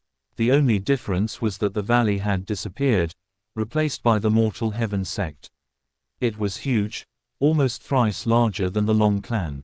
The entrance to the sect was a huge gate. The statues of two massive ancient mortals wielding weapons stood on each side of the gate. The sight was breathtaking. A group of elders waited by the gate. The leading elder was emanating the aura of a rank 9 yin level cultivator. Apart from Wukong, this was undoubtedly the strongest cultivator Long Feng had ever seen. Welcome to the Mortal Heaven Inner Court. I am the Vice Chief of the Inner Court, the leading elder said. He looked at everyone with discerning eyes, stopping on Long Feng for a brief moment. These are all elders who manage the Inner Court. Wardens are also available to enforce rules within the sect. Now, all of you will be shown around the place, the elder said, waving his hand. A young man of about 20 years came out. Without even glancing at the new disciples, he clasped his fist and bowed to the elder. This is Jiao Yu, the strongest cultivator of the Inner Court. He is the first on the 10 Inner Mortal Heaven, which constitute the top 10 of the Inner Court. He will show you to your living places, the elder said. Jiao Yu stood up, and without looking at the disciples, he spoke. Follow me, and try to keep up. His voice was dripping with disdain and arrogance. Many took an instant dislike to him. I don't like him. He thinks he is some big shot. Yan Jian muttered to Long Feng with a snort. Well, he is stronger than us, he replied. Long Feng studied Jiao Yu. He was unable to see through his cultivation, but he guessed that he may be a middle yin level cultivator, probably a rank 2 or 3 yin level cultivator. For a youth, that was an impressive level. They followed Jiao Yu into the sect. There were many pavilions, palaces and fields in sight, but Jiao Yu introduced them to none. Most of them even had to run with all their strength just to keep up. The elders all returned to a huge palace in the middle of the sect. The palace was a restricted area, so there were no disciples around. Within the palace was a huge hall. There were 2 men in the hall. Although both of them looked quite young, they were almost 100 years old. Upon entering the hall, all the elders knelt down and bowed, even the rank 9 yin level cultivator. We pay respect to Inner Court Chief Zhang and Management Elder Bei. They greeted simultaneously. The 2 men nodded. Any worthy person? The Inner Court Chief, Elder Zhang asked. Yes, Elder Zhang. 3 good talents, a dozen passable talents and 1 untalented disciple. The Vice Inner Court Chief said. Elder B's eyebrow raised curiously. Untalented disciples, in the Inner Court. Could you explain what you mean by untalented? He asked. The Vice Chief frowned slightly. This, Elder Bei, this person is totally untalented. Not a single rune glowed on the talent platform. Instead, the runes dimmed, he said. Elder Xiang frowned. And you let him into the inner court. Are you trying to make a joke out of the inner court or what? He asked, his voice raises slightly. The vice chief felt a chill run up his spine. No, the person is quite special. He possesses soul power, and his soul power is very special. He replied. All of the elders were sweating. Not just because Elder Xiang was the inner court chief, but also because he was a rank 1 Yang level cultivator. Hearing that, Elder Xiang's curiosity was piqued. Special? How special? He asked. The elders all felt relieved. His soul power was unbelievably pure, and yet it was able to pressure a rank 5 Yin level cultivator who was guarding the valley. It was far brighter and stronger than even Lin Dong's soul power. Lin Dong was the strongest of the disciples who possessed soul power within the sect. Interesting, Elder Xiang murmured. We would have to first ask Lord Yiming. If he takes interest in this person and wishes to train him, then fine. If not, he will have to leave the sect, Elder Xiang said. By the way, what is the name of this person? Elder Bei asked. He is surnamed Long and named Feng. The vice chief replied. You can leave, Elder Xiang said. All the elders instantly stood up and left the palace. This boy, Long Feng, he sounds interesting. I have a feeling there is more to him, Elder Xiang said slowly. Elder Bei nodded. I have never heard of a totally talentless person. He reminds me of that legendary person. The talent testing stone also didn't work on him. It turned out his talent was greater than the stone could withstand, he replied. Elder Xiang was stunned. Are you saying that this Long Feng's talent also surpasses the talent platform? And he may also reach that legendary realm above the imperial realm like that legendary person? He asked. Elder Bei smiled. I don't really mean that, but who knows? It may happen. Then, our mortal heaven sect would finally be able to raise our heads in a gathering. He replied. That legendary person was one of a kind. He moved through the whole continent unhindered. Even the Yawa clan didn't dare offend him. I don't think anyone can reach his level. Elder Xiang muttered, shaking his head. Just thinking about that legendary figure made him shiver. He had the strength to destroy the entire Yawa clan. And the Yawa clan were the rulers of the whole continent. Sadly, even with his unbelievable strength, he still died after 2,000 years. Still, his mere name made people shiver with awe and respect. The profound martial deity, that was what he was called. He founded the profound martial sect. At that time, the profound martial sect was even stronger than the Yawa clan, but after the profound martial deity's death, the sect declined. Even then, they were as strong as the Yawa clan. Finally, they disappeared totally. Their whereabouts had been a mystery for the past 2,000 years. Elder Xiang couldn't believe that there was anyone whose potential reached the profound martial deities. It didn't seem possible at all. There had to be another explanation to this. He and Elder Bei left the palace and went to the core court, where Lord Yiming resided. Chapter 22 Young Lady. Chapter 22. Long Feng and the others were all taken to their apartments. Long Feng was quite surprised at how big everyone's home was. Each person had a pavilion, a small training ground, garden, seclusion room, and few others. Each pavilion was large, yet, every inner court disciples had his own. And those were for ordinary inner court disciples like Long Feng and the others. That alone showed how huge the mortal heaven sect was. Long Feng's pavilion was quite close to Yan Jian and Lin Langshan's. I really don't like that Jiu. He didn't show us anything. He thinks we're unworthy of him talking to us, Yan Jian said to Long Feng. Both of them were seated in front of Yan Jian's pavilion. I heard that within the mortal heaven sect, different groups exist. If you are strong enough, you can create a division of yours. The strongest division currently within the inner court is the Nether Division. It was founded by that Jiu, and if a division notices you, they can invite you to join them. Yan Jian added. Long Feng shrugged. I have no intention of joining any division or whatnot. I prefer to be on my own," he replied. Xianxia nodded. "I also prefer cultivating along. Let's go. Warden Song is going to be giving a talk today," he said. "You know a lot." Long Feng smiled curiously. "You know the way, right?" he asked. "They just arrived at the sect few hours ago." Long Feng basically knew nothing. "Of course I do," Xianxia replied, rising to his feet. "I also heard that the Mortal Heaven sect gives 3 origin pill to the inner court disciples each week. I can't wait to get mine," Xianxia added. Origin pill were almost like a wintry yin leaf, only slightly weaker. It was an incomplete yin pill.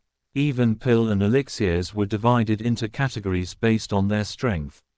Upon reaching the lecture hall, Long Feng figured out that every eyes was on him. Even on the road, other disciples kept staring at him. Even Warden Song glanced at him and shook his head disappointedly. Warden Song was a rank 5 yin level cultivator. With this strength, he could be a leader in Star Mountain City, but here, he was merely a warden. Wardens were below the sect elders and barely above the disciples. "My lectures are meant for those who can make use of it, not for useless people, just so all of you may know," Warden Song said. His voice reached every corner of the class. Although he didn't state it directly, he was referring to Long Feng. How did they know? Xianxia muttered under his breath. Probably the other new disciples had spread the news. Long Feng looked around the class and found that only the new disciples were around. Only a few older disciples bothered to come. Even amongst the new disciples, few were absent, like Lin Langshan and the mysterious young lady. Long Feng hesitated for a while before entering the hall and sitting at the back. Xianxia sat beside him. Warden Song glanced at Long Feng indifferently again before continuing his lesson. After that session, Long Feng headed to the martial skills hall. That was where disciples borrowed martial skills to train on. He felt it was necessary to have some martial skills to use in battle. On his way to the hall, he was the center of attention. Many people were looking at him curiously. Long Feng ignored them all. He was already used to that. At the entrance to the martial skills hall, an old man sat on a chair. He looked dignified in his light blue robe with the cultivation of a rank 4 yin level cultivator. He was the warden who allocated the time when one was to return the skills borrowed. He also gave the time one was to spend choosing a skill. Long Feng stopped in front of the man. "You have half an incense stick worth of time to pick a skill from the first floor and 5 days to return it," the man said without looking up. Half an incense stick worth of time was equal to 15 minutes. That was an unbelievably little time, but Long Feng wasn't bothered. The hall was divided into 2 floors. He entered the hall's first floor. Countless long shelves were arranged everywhere and were filled with scripts and scrolls. The martial skills were imprinted within the scripts and scrolls so that it could be used multiple times. Without wasting time, Long Feng began to look around. He could never cover the whole first floor within 5 minutes, not even in 20 minutes, but he moved leisurely, looking through all the skills thoroughly. 3 minutes later, he found a skill which interested him. Nirvana Sun technique was the name. It was a technique which few were able to use suitably, and it was a yin grade martial skill. Martial skill were divided according to the 5 cultivation realm. From Khanate grade to the legendary Imperial grade, each higher grade possessed unbelievable power. Normally, only yin level cultivators could comprehend a yin grade martial skill, but to Long Feng, it was not impossible. Higher rank martial skills could only be comprehended by Yang realm cultivators and even Spirit realm warriors. The Nirvana Sun technique was a very special technique. Even normal yin level cultivators couldn't hope to use it, but it was a suitable sword technique, so Long Feng took it anyway. Next, he sought for a movement technique to raise his speed and increase his agility. These were very crucial in fights and could even decide the winner. He soon found one, a rather high-level yin-grade techniques, the Void Rock technique. Its speed was apparently unimaginable, and it was allegedly created a spirit realm cultivator. Hand it over. A martial skill is meant for cultivators, not trash, a cold voice ordered from behind him. Long Feng turned around and found a group of 7 people, 5 men and 2 ladies. The person who spoke was the leading rank 9 Khanate cultivator. He was huge and had a long scar on his cheek. "Oh my, isn't this the popular Long Feng?"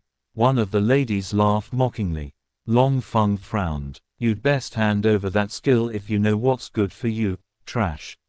I am the leader of the Maple Leaf Division, Luo Cheng." The rank 9 Khanate cultivator boasted. "Why would I hand it over? And what do I care about who you are? I took it first." Long Feng replied coldly. "It seems you don't know what is good for you. Trash like you shouldn't even be in this sect. In fact, no sect would want you, so put down the technique and scram before I lose my temper," Luo Cheng said threateningly. As Long Feng was about to say something, a cold, expressionless feminine voice sounded from behind. "Get lost." Long Feng glanced at the speaker and realized that it was the unknown young lady who joined the sect with them. He was quite surprised to see her, and more surprisingly, she was speaking up for him. Through her veil, one could blurrily make out an exquisite beauty, yet her light blue pupils were cold as ice. Merely hearing her voice made Luo Cheng shiver slightly. He stared at her cautiously. "A new disciple dares to speak to me like that. You're lucky that I am in a good mood, so you can leave before I change my mind," he uttered in a fierce voice. She suddenly took a step and instantly appeared before Luo Cheng. She stretched out her snow-white hand at him. Luo Cheng was instantly alarmed. He wanted to dodge her hand, but he was too slow. She grasped his neck as if he was a dead duck. "I don't like repeating myself," she said icily. A freezing energy flowed into Luo Cheng's neck, causing him to hiccup. He shivered fiercely as he felt her aura. Even Long Feng couldn't help but gulp. Rank 2 Yin level cultivator. This seemingly harmless 14-years-old young lady was actually a rank 2 Yin level cultivator. What sort of talent was that? Long Feng wasn't sure if he could even compete with her. With her talent, her combat power shouldn't be low. Everyone in the hall was staring at her unbelievably. Unfazed, she flung Luo Cheng away and ignored him. Then she glanced briefly at Long Feng with her cold gaze before making her way out of the hall. Chapter 23 Mission. Chapter 23. She made her way out of the hall. Recovering his wits, Long Feng ran after her. He stopped briefly to verify the skills he took with the warden before running after her. Miss, wait, I haven't thanked you yet," he shouted. She stopped and waited. "I'm Long Feng," he said, expecting a name in response. There was no reply. She stood staring at him coldly, her icy blue pupils making him feel rather cold. I want to thank you for helping me in there," he said. Still, no reply. Long Feng scratched his nose cluelessly. This was getting really awkward, especially with her cold stare. "So, may I know your name?" he asked, not knowing what else to say. She suddenly turned and walked away, leaving him speechless. Was it that she couldn't speak? She did talk when facing Luo Cheng, so that couldn't be true. Long Feng ran after her again. "You don't want to speak. That's fine. I just had to thank you for your assistance. Why did you help me?" he asked again. She glanced at him. "You talk too much," she stated briefly before walking away, leaving Long Feng dumbfounded. He watched her leave before shrugging his shoulders and returned to his pavilion. Yan Jian was waiting for him when he arrived. "Brother Feng, I have some news. The elite competition will begin in 4 months. He shouted excitedly upon seeing Long Feng. "What is the elite competition?" Long Feng asked, instantly draining Yan Jian's excitement. "It is the annual competition held in the inner court. The top 5 of the inner court will have the chance to become elite disciples," he replied. "Also, the first person will also get an energy-absorbing jade. It can absorb massive amount of natural energies for you to cultivate with." He added, "Although I won't get first, I still want to be among the top 5. I want to be an elite disciple." And don't worry about your cultivation. The sect would definitely help you cultivate your soul power if they deem you worthy. Trust me, he said. Long Feng stared at him strangely.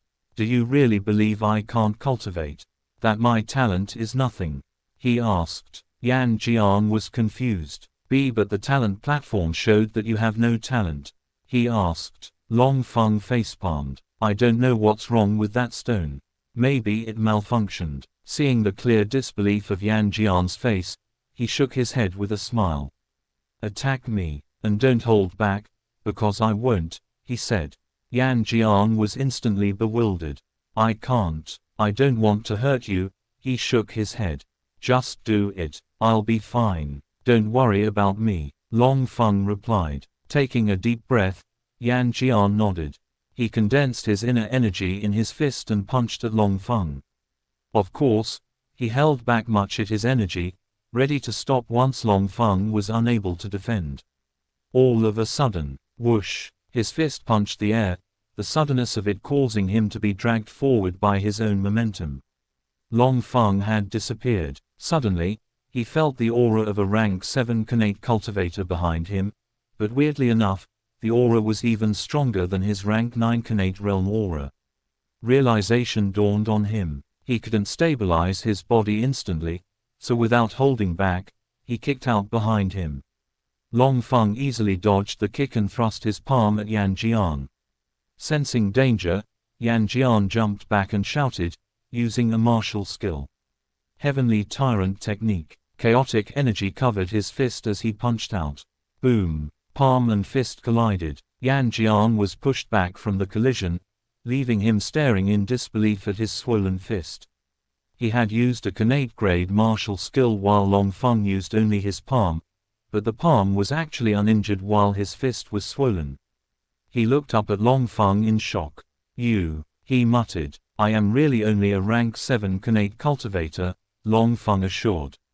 Tell me the truth. Were you holding back? Xianxia asked. Long Feng traced his nose.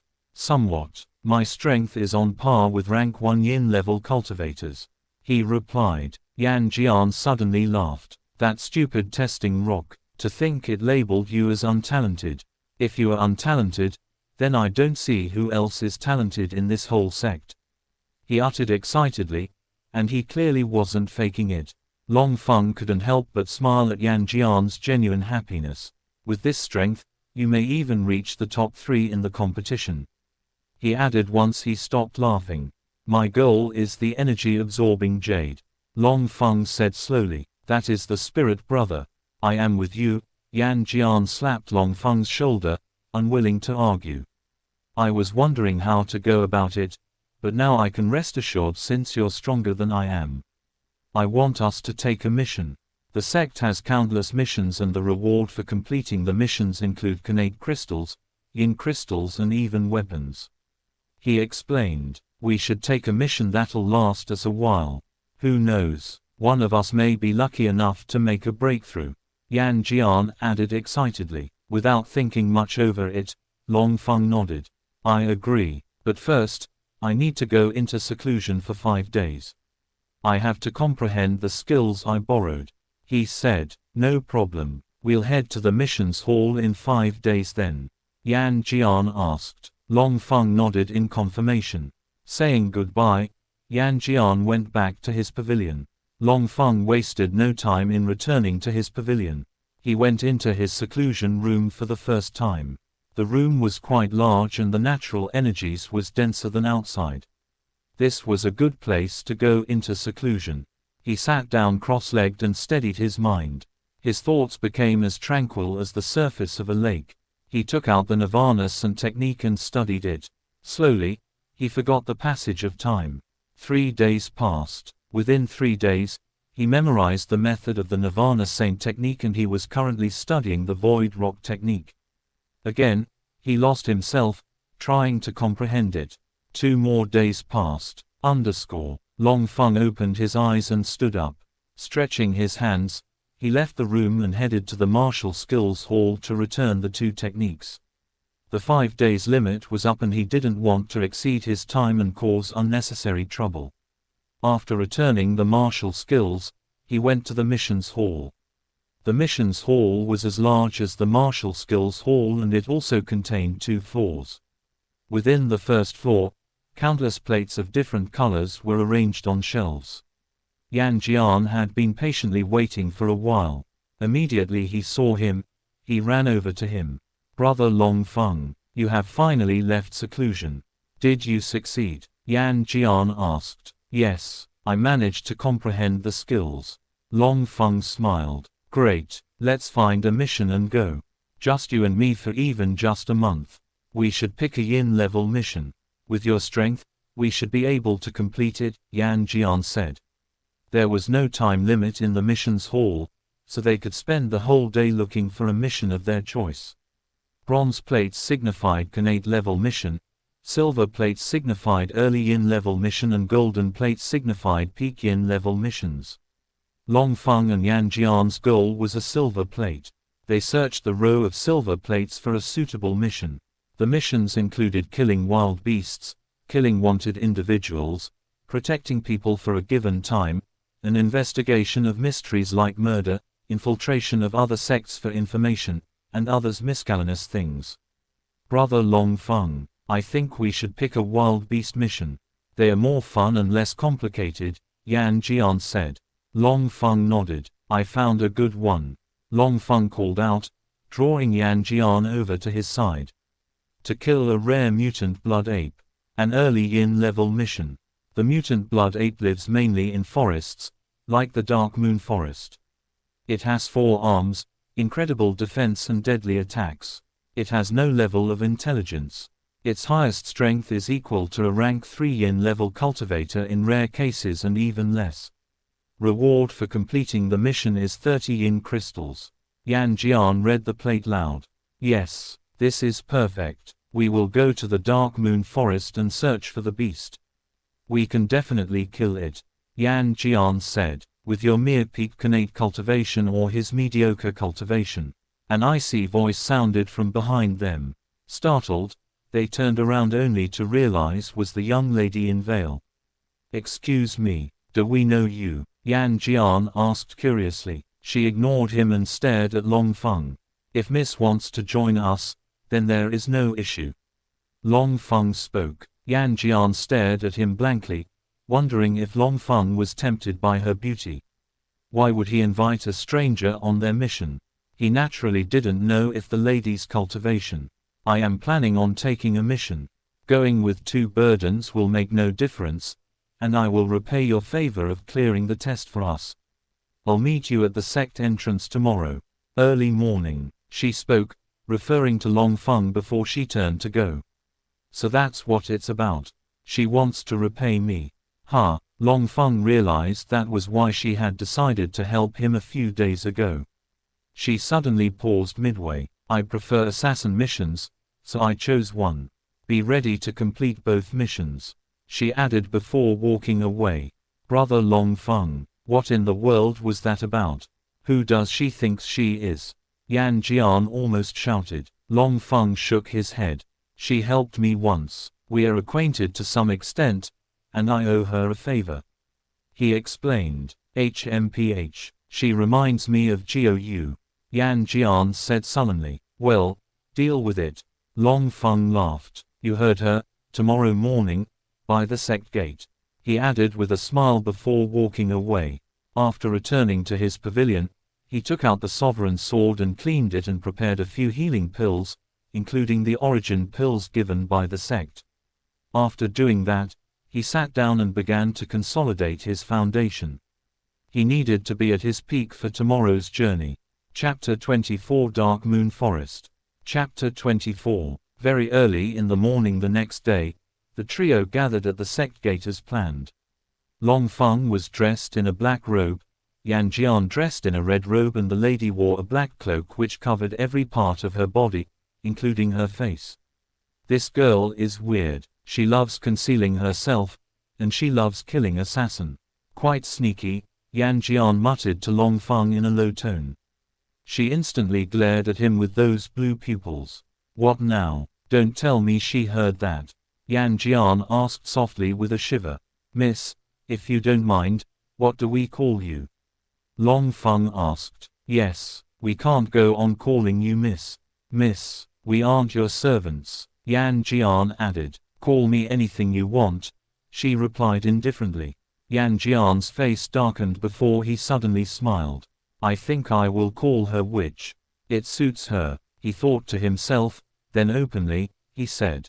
You said it yourself, don't regret it later. She ignored him. Let's go, she said. Now she has made herself leader. Great, Yan Jian chuckled, then leaned in close to Long Feng. I am telling you, this lady is severely heartbroken. I must say though, I understand the guy's reasoning. Living with such a witch must be exhausting. Long Feng laughed without saying anything. The three of them mounted on top of the 3 horses and spurred them into a gallop. Where are we even headed? Yan Jian asked on the way. I think it's the Dark Moon Forest first. Long Feng replied. The journey to the Dark Moon Forest would take at least 2 or 3 days. The forest was located southwest of Ganyu region. It was dark all year round with a dense and never-fading smell of blood. The forest was a death zone for most Khanate level cultivators. For the whole first day, they kept moving, until the next day. Throughout the journey, Long Feng and Yan Jian chatted away while the lady remained silent. Whether she was listening to them or not was unknown. They stopped in a small tavern to eat some food later that day. As they ate, the lady glanced at Long Feng. You possess a special soul power. You can use it to scan the surroundings for us once we arrive at the forest. At least, you won't be completely useless, she said. Long Feng remained silent, not caring about her criticism. Yan Jian was also in no mood to argue while he starved, so he focused on his meal. We didn't even decide on how to share the reward. 30 yin crystals. We'll share it equally in 3 ways. He spoke in between mouthfuls of food. 20, 5, 5. The lady suddenly said. Long Feng looked up at her. What do you mean by that? He asked in confusion. I mean, I get 20 crystals and you 2 get 5 each. And I also keep the reward for my assassin mission. She responded. Yan Jian's chopsticks instantly dropped down. What? You are just a greedy lion opening your mouth wide. He half stood up from his seat. Even Long Feng felt a headache coming up. Her demands were just too much. You are lucky I didn't ask for payment for moving with 2 burdens like you, she replied expressionlessly. Long Feng and Yan Jian almost puked out of frustration. You said going with us made no difference. Long Feng reminded. And that is why I left you 5 beads each. I am being generous enough already, she replied. Then why would you take so much? You might as well ask us to return to the sect and sleep. Yan Jian stated. I thought it was obvious. I am the strongest person in this team, and I will have to do most of the battles.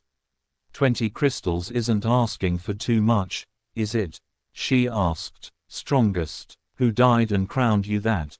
Brother Long Feng can absolutely kick your ass. Yan Jian's face reddened as he rose to his feet and retorted. He had endured just about enough of this lady. Before the lady could respond, Long Feng kicked Yan Jian beneath the table and muttered barely audibly. She's a rank 2 Yin Realm warrior. Yan Jian instantly sat back down and his face returned to its normal shade. Actually, on second thought, I did. You're the strongest. No need to worry. I was just making a joke. He changed in the blink of an eye, leaving Long Feng gobsmacked. The lady glanced at Yan Jian coldly before lowering her head to continue with her meal. Long Feng and Yan Jian exchanged glances helplessly. You should have began with her cultivation. Yan Jian sniffed bitterly. He had just saved himself from a solid beating. Let's drop this topic. When the time comes, we will discuss it properly. Let's focus on completing the mission for now, Long Feng proposed. The food had already left their minds, or at least, it was that way for Yan Jian as he kept glancing at her bitterly. I wish the beast would eat her up. Which, he thought, knowing her cultivation and the fact that she might be stronger than both he and Long Feng together, he didn't dare face her on his own. He really felt afraid of her. Let's keep moving, she said. They paid for the meal, left the tavern and mounted their horses. The journey was silent this time. They passed different towns and villages. In the morning of the third day, they finally arrived at the Dark Moon Forest. From outside, it didn't look like much, but no one dared to let down the guards. They stopped at the border of the forest. "We'll leave the horses here. The mutant blood ape should be in the depth of the forest. Some powerful yin-level beasts also live there. We must be careful. It could take us days to find the ape. Make sure to stick with me. Stay behind me," the lady said. At least, it was soothing that he was trying to keep them safe. Xianxia laughed uproariously. "You want me to hide behind a small girl like a coward?" "Sorry, but I am not interested," he replied. "I wasn't referring to you. You can go to hell for all I care. Even he is more useful than you," she replied coldly, causing his grin to turn upside down. Xianxia felt his cheeks reddening. "All right, we will stay behind you.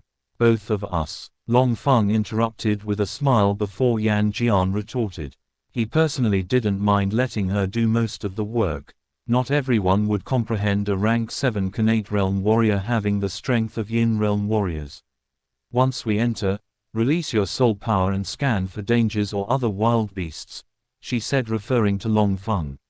"I believe I don't have to teach you how to do that, right?" she added before walking into the forest. "Believe me, if I had a choice, I would want the blood ape to eat her up," Xianxia snapped after she was far enough. Long Feng laughed and both of them hurried after her. Everywhere smelled like fresh blood. The trees, the floor, everything was red in color. The place was almost pitch dark. No light anywhere around. Luckily, martial cultivators could see and hear far better than ordinary people. Still, they could only see a few meters distance. Long Feng released his soul power. The invisible soul aura spread out to a distance of over 10 meters. He could feel everything happening within this distance. "This path has no wild beasts." He pointed at a direction. "Let's hope your soul power is accurate," she said before walking in the direction he pointed. Long Feng and Xianxia followed. On the way, Long Feng kept choosing which direction to go, pointing out the safest paths. Of course, they weren't always lucky and sometimes, they had to go past the lairs of other beasts, so they had to fight. The strongest beasts here are mainly rank 6 Khanate level. That means we are still far from the depth of the forest, Xianxia said. Long Feng nodded. "We should hurry up," he replied. "By the way, which assassin mission did you pick?" Xianxia asked her. 3 lives assassin, rank 4 yin level. He should be at the Wind Canyon, she replied. "Rank 4, are you trying to get us killed?" he exclaimed. "Probably just you. I'll keep him safe." Xianxia blinked a few times and didn't speak again. Hours later, as Long Feng was sensing the surroundings with his soul power, he felt an aura.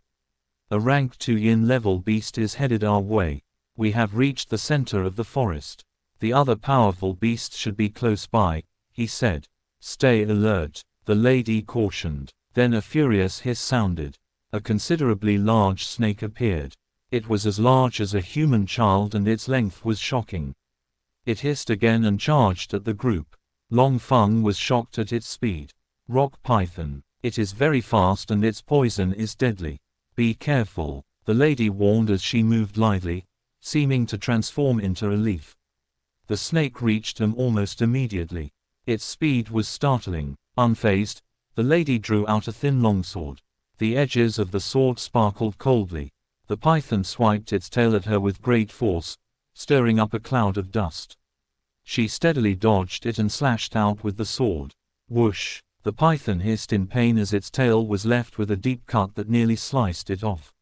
It glared at her with killing intent and spat huge amounts of liquid at her from its mouth. Poison! She dodged the poison, but Long Feng noticed that the place the poison landed instantly burned away. The poison was very corrosive. She also noticed that her eyes turned colder. She took a step forward and disappeared, reappearing right behind the python. Her speed was almost twice as terrifying than the python's, catching it off guard. Her longsword stabbed through the snake like tofu. The python shrieked in pain and trashed around, forcefully throwing itself towards Longfeng and Yanjian. Chapter 25 Blood Apes. Chapter 25. Yanjian nearly turned away and ran out of fright. Longfeng frowned. He stared deeply at the incoming beast, then moved his hand slightly. Suddenly, the natural energy around the snake tightened, slowing it down. The snake shrieked in pain again, then it was slammed away. It crashed against and destroyed many trees. Yanjian breathed a sigh of relief. He could tell that it was Longfeng who did that just now, and he was pleasantly surprised. The python rose and began to crawl away. Even with its injuries, it was still not dead. Instead, it was fleeing. The lady harumphed coldly and disappeared, then reappeared before it.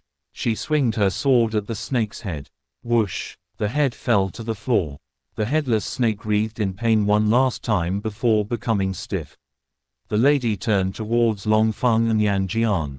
Who did that? She asked. Both of them understood what she was questioning. The earlier strike that sent the snake flying. It was B. Yanjian began, but Longfeng cut him short. How would we know? You beat the poor beast so hard that it didn't know where to go to, so it came towards us. Yanjian and I were about to flee. It was probably due to your remnant attacks. He interrupted. She stared at them with furrowed brows, but seemed to believe him. Or more precisely, it sounded more plausible than a rank 7 Connate cultivator or a dumb peak Connate cultivator doing it. Let's go, and next time, stay far behind when I'm fighting, she ordered. Yanjian groaned and turned to look at Longfeng with a bitter look.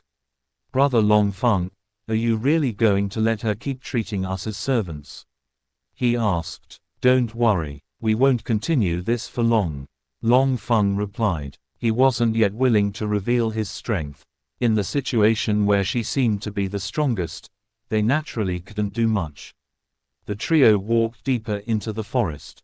On the way, the lady slaughtered a dozen wild beasts, and one of the wild beasts was a rank 4 yin level beast. Her battle power was astonishing. Although it took her some effort while killing the beast, she did do it. This witch's talent is only second to you. Although she is grumpy, her talent is surprising. It turns out that the talent platform was mostly wrong. If only she isn't such a btch. Yanjian muttered. Longfeng nodded, then shook his head. Even he felt stunned by her combat power. They went deeper in search of the mutant blood ape. They had been in this forest for a day now, and yet, the mutant blood ape was nowhere to be found. Was the sect mission played wrong? Yanjian asked. I don't think so. The ape lives in bloody areas, and this forest is perfect for it. We should stop moving about aimlessly and instead go to the most dangerous places within this forest, Longfeng advised. He spread out his soul power again. I can sense something vaguely. A slumbering beast, I think. We are quite far from it. Let's move closer, he proposed. The lady didn't object. They walked in the direction Longfeng pointed out. After walking for a while, they got close enough to the beast. I can sense it clearly now. It is not one beast. There are over 10 slumbering beasts. All are rank 1 or 2 yin level beasts. Longfeng said. He observed again. Huge blood red apes. And there is one rank 3 yin level beast. An ape with 4 arms. Longfeng paused, then exclaimed, it's the mutant blood ape. Where? Yanjian asked. Few paces ahead. It is also asleep. In fact, all the blood apes around it are asleep, but it is the only mutant one. Longfeng replied. That is our chance. We sneak in and kill the mutant blood ape, take its spirit root, and leave without alerting the other blood apes. The lady said. If they alerted the others, then things would get complicated. Longfeng nodded. Let's go, Yanjian said excitedly. The three of them headed towards the group of blood apes. After walking for a while, they arrived at the place. The trees here were few and almost 20 huge blood apes were scattered around. At the center was a blood ape twice its normal size. It had 4 arms, and even though it was asleep, it looked ferocious. These blood apes are not merely asleep. They are hibernating, the lady explained. In this situation, the slightest noise can awaken them. We need to be very careful. You two should stay aside.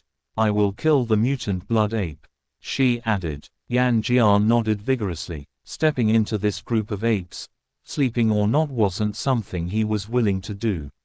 He was perfectly willing to step aside for someone else to do it instead. Be careful, Long Feng called out. Ignoring him, she carefully walked towards the mutant blood ape. The other blood apes were strewn around the mutant blood ape, so to reach it, she had to walk in between the other beasts. Any slight sound would awaken this group of hibernating blood apes. If that happened, even she might not be able to fight him off. Slowly, she made her way towards the mutant blood ape. Her jade longsword was already within her grasp. She finally arrived before the mutant blood ape. Her eyes sparkled coldly as she lifted the longsword and was about to strike. Suddenly, the mutant blood ape opened its eyes and let out a loud growl. The lady's eyes widened in shock. This was a trap. She felt the other blood apes waking up. She instantly returned to Long Feng and Xianxia's side. It's a trap. The mutant blood ape is special. It possesses a special bloodline and so, it almost never hibernate. Only the other blood apes were hibernating. The mutant ape was merely guarding them, she explained, realizing her error. By now, the blood apes had surrounded them all. They had been awoken by the mutant ape's growl. Xianxia grabbed Long Feng's hand. I'm sure Miss remembers what she said. You are the strongest in this team and you will do most of the fighting. Now is the best time for us to stand aside and watch you fight, he said, pulling Long Feng aside. She ignored him and grasped her longsword tightly. The blood apes were all angry after being awakened from their hibernation period. Two rank 2 yin level apes jumped at her. HMPH. With such speed, you want to kill me, she muttered coldly. She took a step forward. Countless afterimages of her appeared due to her terrifying speed. She appeared behind the two apes. Although blood apes had ferocious attacks, their speed was terrible. Their reaction was also unbelievably slow compared to her. Whoosh! Her sword sliced cleanly into the head of the first ape. The blood apes were rumored to have incredible defense. The skin and bones were very tough, but under the lady's sword, the apes seemed fragile. The first ape fell down, dead.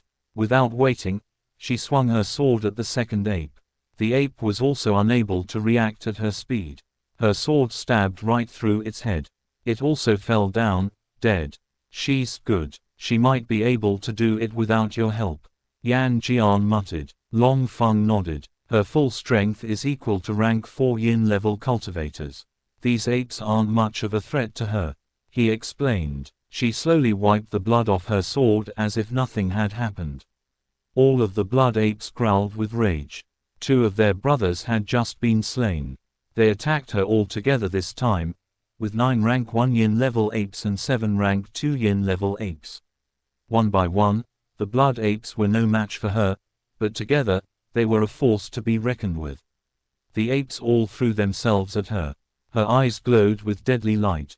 Myriad steps agility technique, she muttered, taking one step forward. This time, her speed was even more insane. Like a ghost, she appeared and disappeared unpredictably. One blood ape had its head cut off without even Long Feng seeing how she did it.